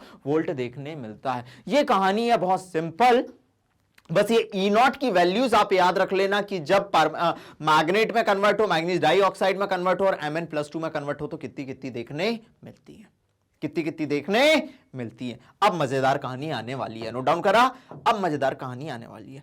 अब ये जो आपका ऑक्सीडाइजिंग एजेंट है KMnO4, इसकी मैं ऑक्सीडाइजिंग रिएक्शन दिखाने जा रहा हूं। अब यहां पे आपको क्या, सर आपने बता तो दिया था, अब भी आपने ऊपर बताया कि ऑक्जेलेट को CO2 में, फेरस को फेरिक में, नाइट्राइट को नाइट्रेट में, आयोडाइड को I2 में, सल्फाइड को सल्फेट में कन्वर्ट करता है। तो यहां आप क्या बताने जा रहे हो, समझना बेटा, ये एसिडिक मीडियम में भी काम करता है, और ये बेसिक मीडियम में भी काम करता है, और एज वेल एज ये न्यूट्रल मीडियम में भी काम करता है, और हर जगह रिएक्शन अलग अलग देता है। दिस इज वेरी इंपॉर्टेंट कहानी। वहां तो एसिडिफाइड पोटेशियम डाइक्रोमेट के बारे में बात कर रहे थे, लेकिन ये एसिडिक मीडियम में भी काम करता है, बेसिक मीडियम में भी काम करता है, ठीक है, और आपके न्यूट्रल मीडियम में भी काम करता है। अब एग्जामिनर कैसे क्वेश्चन पूछेगा, मीडियम दिया रहेगा, लॉजिक समझना। तो oxidizing reaction of KMnO4 in acidic solution, बहुत इंपॉर्टेंट बात करने जा रहा हूं। एसिडिक मीडियम में भी काम करेगा, बेसिक में भी काम करेगा, और न्यूट्रल में भी काम करेगा। एसिडिक रिएक्शन एक जैसी होंगी, बेसिक और न्यूट्रल की रिएक्शन एक जैसी होंगी, दिमाग में बैठा लीजिए। एसिड में जब काम करेगा वो अलग है, बेसिक और मीडियम में, बेसिक और अल्कलाइन में जब काम करेगा वो एक जैसी होंगी। बोलो क्लियर हुआ, क्लियर हुआ, क्लियर हुआ, चमका चमका चमका, दिमाग में चमका कि नहीं, अगर चमका तो समझना। एसिडिक मीडियम में बात करें, अपना मैग्नेट है, ठीक है, क्या है, परमैग्नेट है, हाइड्रोजन आयन एसिडिक मीडियम को रिप्रेजेंट कर रहा है, और आयोडाइड, आयोडाइड को किस में कन्वर्ट करेगा, I2 में कन्वर्ट करेगा, फिक्स था, अब भी अपन ने देखे थे। और खुद किस में जा रहा है, Mn+2 में जा रहा है, खुद किस में जा रहा है, Mn+2 में जा रहा है। अब लॉजिक समझना बेटा मेरे, लॉजिक ये है कि यहां पे था ये +7 से कितने पे गया, +2 पे गया, कितने का चेंज आया, कितने का चेंज आया, 5 का चेंज आया, कितने का चेंज आया, 5 का चेंज आया। अब अगर इस केस में आप इक्विवेलेंट वेट निकालोगे, equivalent weight in acidic medium, हर जगह +2 में जाएगा एसिडिक मीडियम की जब आप बात करेंगे। तो इक्विवेलेंट वेट क्या होता है, मॉलिक्यूलर वेट इसका लिख लेना upon n factor, molecular weight लिख लेना इसका अपॉन एन फैक्टर कितना आ रहा है, एन फैक्टर आ रहा है अपना 5 का चेंज मतलब 5 आ रहा है। 1 मोल था तो 1 मोल के लिए अपन ने 5 लिख लिया। बोलो क्लियर हो गया? यस सर क्लियर हो गया। अगर ये फेरस आयन है, फेरस आयन को किस में कन्वर्ट कर देगा, ठीक है, फेरिक आयन में। फेरस आयन ग्रीन कलर का था, फेरिक येलो कलर, फेरस को फेरिक में कन्वर्ट करेगा। यस सर हमको तो पता है, लेकिन +7 से खुद कितने पे कन्वर्ट हो जाएगा, +2 पे। वाह सर इसमें क्या टफ है, बस ये बात याद रखना, ये भी एसिडिक मीडियम में कहानी हुई, ये भी किसमें कहानी हुई, एसिडिक मीडियम। चलो ऑक्जेलेट आयन को किसमें कन्वर्ट करेगा सर, ऑक्जेलेट आयन को किसमें कन्वर्ट कर देता है सर, CO2 में कन्वर्ट कर देता है। और खुद +7 से, देखो हर जगह एसिडिक मीडियम है, खुद +7 से +2 पे जा रहा है। प्लीज नोट डाउन कर लो, रटना कुछ नहीं है। फेरस को फेरिक में कन्वर्ट करेगा, आयोडाइड आयन को I2 में कन्वर्ट करेगा, ठीक है, ऑक्जेलेट को CO2 में कन्वर्ट करेगा और खुद +7 से +2 में जाएगा। कब, जब एसिडिक मीडियम हो। कब मेरे मालिक, मेरे प्रभु, मेरे बच्चों, जब एसिडिक मीडियम हो तो +7 से +2 पे जाता है। ये चीज भूलना नहीं है, ये चीज भूलना नहीं है। चलो आगे बढ़ाता हूं, चलो आगे बढ़ाता हूं, देखना मेरी कहानी को सिंपल तरीके से। अब इक्विवेलेंट वेट पूछिए, थोड़ा एनसीईआरटी के बियॉन्ड जाके बता दिए। अरे एनसीईआरटी बियॉन्ड कुछ नहीं किया, सब यहीं पे कहानी लिखी हुई है, तुमको देख के चमकना चाहिए। नहीं चमकता तो मैंने चमकाया, चमकाना मेरा काम है। मैं हूं जादूगर, मैं हूं जादूगर, जादूगर ओ जादूगर। अरे वो बाजीगर था रे, है ना, बाजीगर था ना, कमेंट में बताना, मुझे याद नहीं आ रहा है। चलो हाइड्रोजन सल्फाइड की बात करूं, S-2 बोलने की जरूरत नहीं है। S-2 को किस में कन्वर्ट कर देता है, ये हाइड्रोजन सल्फाइड। हाँ चलो सबसे पहला है अपने पास hydrogen sulphide is oxidised sulphur being precipitate, ठीक है। चलो अगर हाइड्रोजन सल्फाइड सबसे पहले 2H पॉजिटिव S-2 में टूटा और ये S-2 किस में गया, देखो S-2 को मैंने अभी आपको बता दिया था, S-2 को S0 में कन्वर्ट करता, ऑक्सीडेशन। क्या हुआ, ऑक्सीडेशन। और एसिडिक मीडियम में खुद +7 से +2 पे जा रहा है, रटने की बात ही नहीं है, रटने की बात ही नहीं है। सल्फाइड है आपका, क्या है, सल्फाइड है, SO3-2 है, उसको किसमें कन्वर्ट कर देगा, SO4-2 में कन्वर्ट कर देगा, रटने की बात ही नहीं है। एसिडिक मीडियम है तो +7 से कितने पे जाएगा, +2 पे जाएगा। वाह सर बिल्कुल सही कहानी है, वाह सर बिल्कुल सही कहानी है, बिल्कुल सही कहानी है। और nitrite is oxidize to nitrate, nitrite किसमें ऑक्सीडाइज हो जाता है, नाइट्राइट NO3-1 किसमें चला जाता है, NO2-1 किसमें चला जाता है, NO3-1। नाइट्राइट किसमें चला जाएगा, नाइट्रेट में चला जाएगा, नाइट्राइट किसमें चला जाएगा, नाइट्रेट में चला जाएगा। सेम कहानी थी जो मैं आपको एक बार में एक लाइन में सिखा चुका हूं, सेम कहानी है। बस ये कहानी याद रखना, एसिडिक मीडियम में +7 से +2 पे जाता है, बिना रटे, बिना सोचे, बिना समझे। नींद से भी कोई उठा के पूछे, एसिडिक मीडियम में पोटेशियम परमैंगनेट +7 से +2 पे जाता है। Equivalent weight molecular weight upon 5। समझ गए, लॉजिक सिंपल है, लाइफ बहुत सिंपल है, तुम भी सिंपल, मैं भी सिंपल, सब सिंपल। चलो आगे बढ़ते हैं, नोट डाउन करा, नोट डाउन करा। चलो बैलेंसिंग सीखना है तो बैलेंसिंग ऑफ रेडॉक्स से अपन सीख सकते हैं, लेकिन मेन काम की बातें मैं बता चुका हूं। अब न्यूट्रल मीडियम की बात करूं या फेंटली अल्कलाइन मीडियम की बात करूं, किसकी बात करूं, फेंटली अल्कलाइन मीडियम की बात करूं या न्यूट्रल, सेम कहानी होती है, ठीक है। कैसी होती है, सेम कहानी होती है, समझना। लेकिन कुछ चीजें बदलेंगी।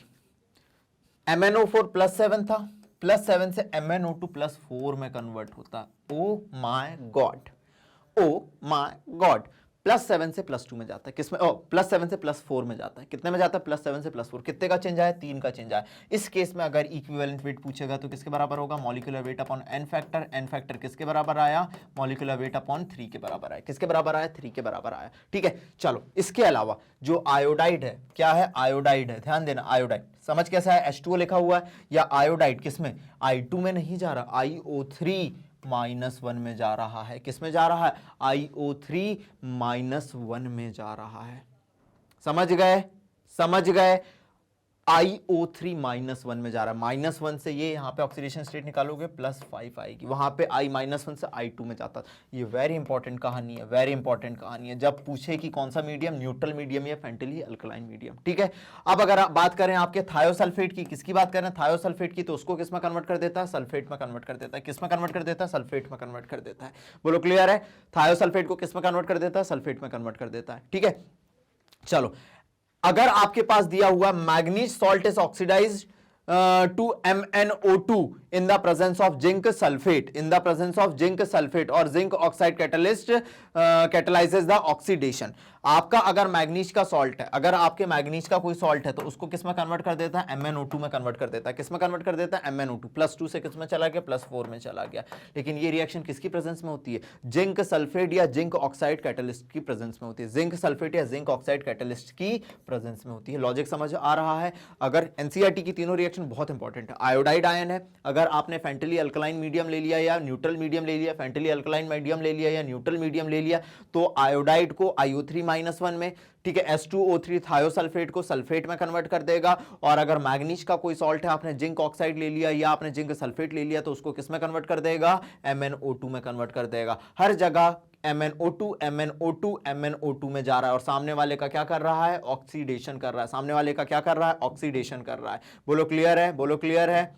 चलो अब लास्ट पॉइंट जो मुझे पढ़ाना था वो है permanganate titration in the presence of hydrochloric acids are unsatisfactory. अगर आप यहां पे हाइड्रोक्लोरिक एसिड लेंगे तो टाइट्रेशन उतना प्रॉपर रिजल्ट नहीं देगा, क्योंकि हाइड्रोक्लोरिक एसिड खुद ही ऑक्सीडाइज हो जाता है क्लोरीन में। एनसीईआरटी का नोट है, बहुत इंपॉर्टेंट है कि अगर आप इस जगह पे भैया अगर जो एसिड ले रहे हैं, अगर आप कौन सा एसिड ले रहे हैं, हाइड्रोक्लोरिक एसिड या HCl ले रहे हैं, तो ये सेटिस्फैक्टरी नहीं होगा, रिजल्ट प्रॉपर नहीं आएंगे, वो खुद ही ऑक्सीडाइज हो जाएगा किसमें, क्लोरीन में। क्लियर है।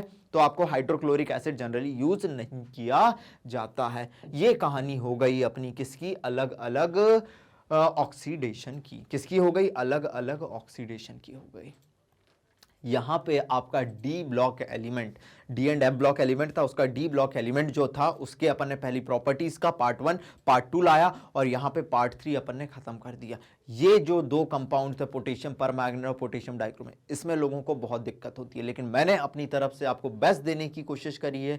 आने वाले लेक्चर में मैं एफ ब्लॉक एलिमेंट लेके आऊंगा और एफ ब्लॉक एलिमेंट भी 1 शॉट में खत्म कर दूंगा। 4 लेक्चर में मैंने ये पूरा लेक्चर ये पूरा चैप्टर खत्म कर दिया। आई होप आपको मजा आया होगा। ऐसा कोई डायमेंशन नहीं है जो मैंने छोड़ा हो, हर चीज एकदम परफेक्शन के साथ अपन ने कंप्लीट कर दी। अब जैसे कि मैं हमेशा कहता हूं, मैग्नेट ब्रेन में जितने भी टीचर्स हैं, देखा था ना आपने साइंस हिस्ट्री में, इतनी सारी फौज लगी हुई है जो कि दिन रात आपके लिए मेहनत कर रही है। नीट और जेई भी आप तहलके के साथ निकाल लेंगे। क्या है, थोड़ी प्रैक्टिस करना है और कुछ नहीं। तो जितने भी टीचर्स हैं जो दिन रात मेहनत कर रहे हैं आपके लिए, कंटेंट, स्लाइड्स, ये सब चीज़ें, ठीक है, यहाँ पे आके रिकॉर्डिंग करना। कई बार इतने सारे वीडियोस होते हैं कि आपको वीडियोस फाइंड नहीं हो पाते हैं, तो आपको क्या करना है, आप हमारे ऐप पे जा सकते हैं, हर चीज़ें सिस्टमैटिक मिलेंगी। आप हमारी वेबसाइट पे जा सकते हैं, आपको हर चीज़ें सिस्टमैटिक मिलेंगी। ठीक है, हमारे बैकएंड पे जो टीम काम कर रही है बहुत मेहनत कर रही है। ठीक है, आपको क्या करना है, हमारी वेबसाइट www.magnetbrains.com पे जाना है। आप देखेंगे कि इंडिया का नंबर 1 चैनल, ऐसा एक पेज ओपन हो जाएगा जो 100% फ्री और क्वालिटी एजुकेशन प्रोवाइड करता है। आपको क्या करना है, जैसे मैं क्लास 11th और 12th के रेगुलर वीडियोस भी ले रहा हूं, और अगर आपको 1 शॉट पढ़ना है तो आप 1 शॉट रिवीजन पे क्लिक करिए। जैसे ही आपको क्लिक करेंगे आप यहां देखेंगे 7th से, ऐसा नहीं 11 12, 7th से लेकर 12th तक हर चैप्टर के आपको 1 शॉट रिवीजन प्रोवाइड किए जाते हैं। छोटे भाई बहनों को भी बता सकते हो। क्लियर है। अगर आप 12th में हैं तो जाइए, सिंगल क्लिक करिए वॉच नाउ पे। जैसे ही आप वॉच नाउ पे जाएंगे आप देखेंगे कि भैया हर चैप्टर, जैसे ठीक है, जैसे full chapter revision, 1 shot revision अपन ने देख चुके हैं, गुरुंग सर करा रहे हैं, उन्होंने दिया हुआ, और यहाँ नीचे लिखा है अनुराग सर, बाय अनुराग सर। ठीक है, ये मैंने सारे सॉलिड स्टेट कंप्लीट है, सॉल्यूशन कंप्लीट है, पी ब्लॉक 15 16 17 18। देखो इस चैप्टर को भी मैंने 4 पार्ट में करा, क्योंकि इनऑर्गेनिक के बड़े चैप्टर है ना बेटा। वैसे डी एंड एफ ब्लॉक को भी मैंने 4 पार्ट में करके बता रहा हूं। ठीक है, इसके अलावा halo alkane, hello Erin part 1 part 2 part 3 आया, अल्कोहल फिनॉल ईथर का पार्ट 1 पार्ट 2 पार्ट 3 मैंने कराया, बायोमोलिक्यूल 1 शॉट में खत्म कर दिया। ठीक है, ये सारी चीजें मैंने आप लोगों को करा दी। क्या, full chapter 1 shot revision by Anurag Baghel sir. आपको इस पे क्लिक करना, आपको सारे मिल जाएंगे, आपको सारे लेक्चर मिल जाएंगे। डी एंड एफ ब्लॉक के अभी जस्ट अपडेट हो जाएंगे, यहाँ पे आपको नीचे दिखने लगेंगे। आपको जाना है 1 2 और 3rd पार्ट अपन कर चुके हैं। ठीक है, इस तरीके से आप मुझे पढ़ाते हुए देख सकते हैं। देखिए halo alkane, hello arene, alcohol phenol ether, group 16, group 15, P block, सब कुछ मैं आप लोगों के लिए करा चुका हूं। आपको डरना नहीं है, बस पढ़ते चलना है। मैं आपके लिए पीछे खड़ा हूं, हर चीज मैं टाइम पे करा दूंगा, बस आप लोग मेरे साथ मेहनत करते हुए चलिए। और यहां तक आ गए हैं तो बेटा मैं हमेशा एक ही बात कहता हूं, कमेंट सेक्शन में बताइए कहानी कैसी लगी। कमेंट आपको क्या लगता है, मैं पढ़ता नहीं हूं, मुझे पता है कि आपको जितनी जल्दी है मुझे भी उतनी जल्दी रहती है वीडियोस देने की। कमेंट सेक्शन में बताइए। I believe in 2 way interaction. और ये जो फ्री एजुकेशन का मोटो है, अपने फ्रेंड्स, ठीक है, जो लोग को जरूरत है उन लोगों तक शेयर करिए। बेस्ट क्वालिटी एजुकेशन यहां आपको दी जा रही है। चैनल में नए आए हैं तो चैनल को सब्सक्राइब करिए, और इतना कर ही लिया है तो वीडियो को लाइक करना ना भूलें। अब मैं एक बात कहूंगा, आने वाले लेक्चर जो कि है ब्लॉक एलिमेंट है, तब तक बने रहिए मेरे साथ। मिलेंगे अगले लेक्चर में फुल जोश और जुनून के साथ। तब तक के लिए धन्यवाद।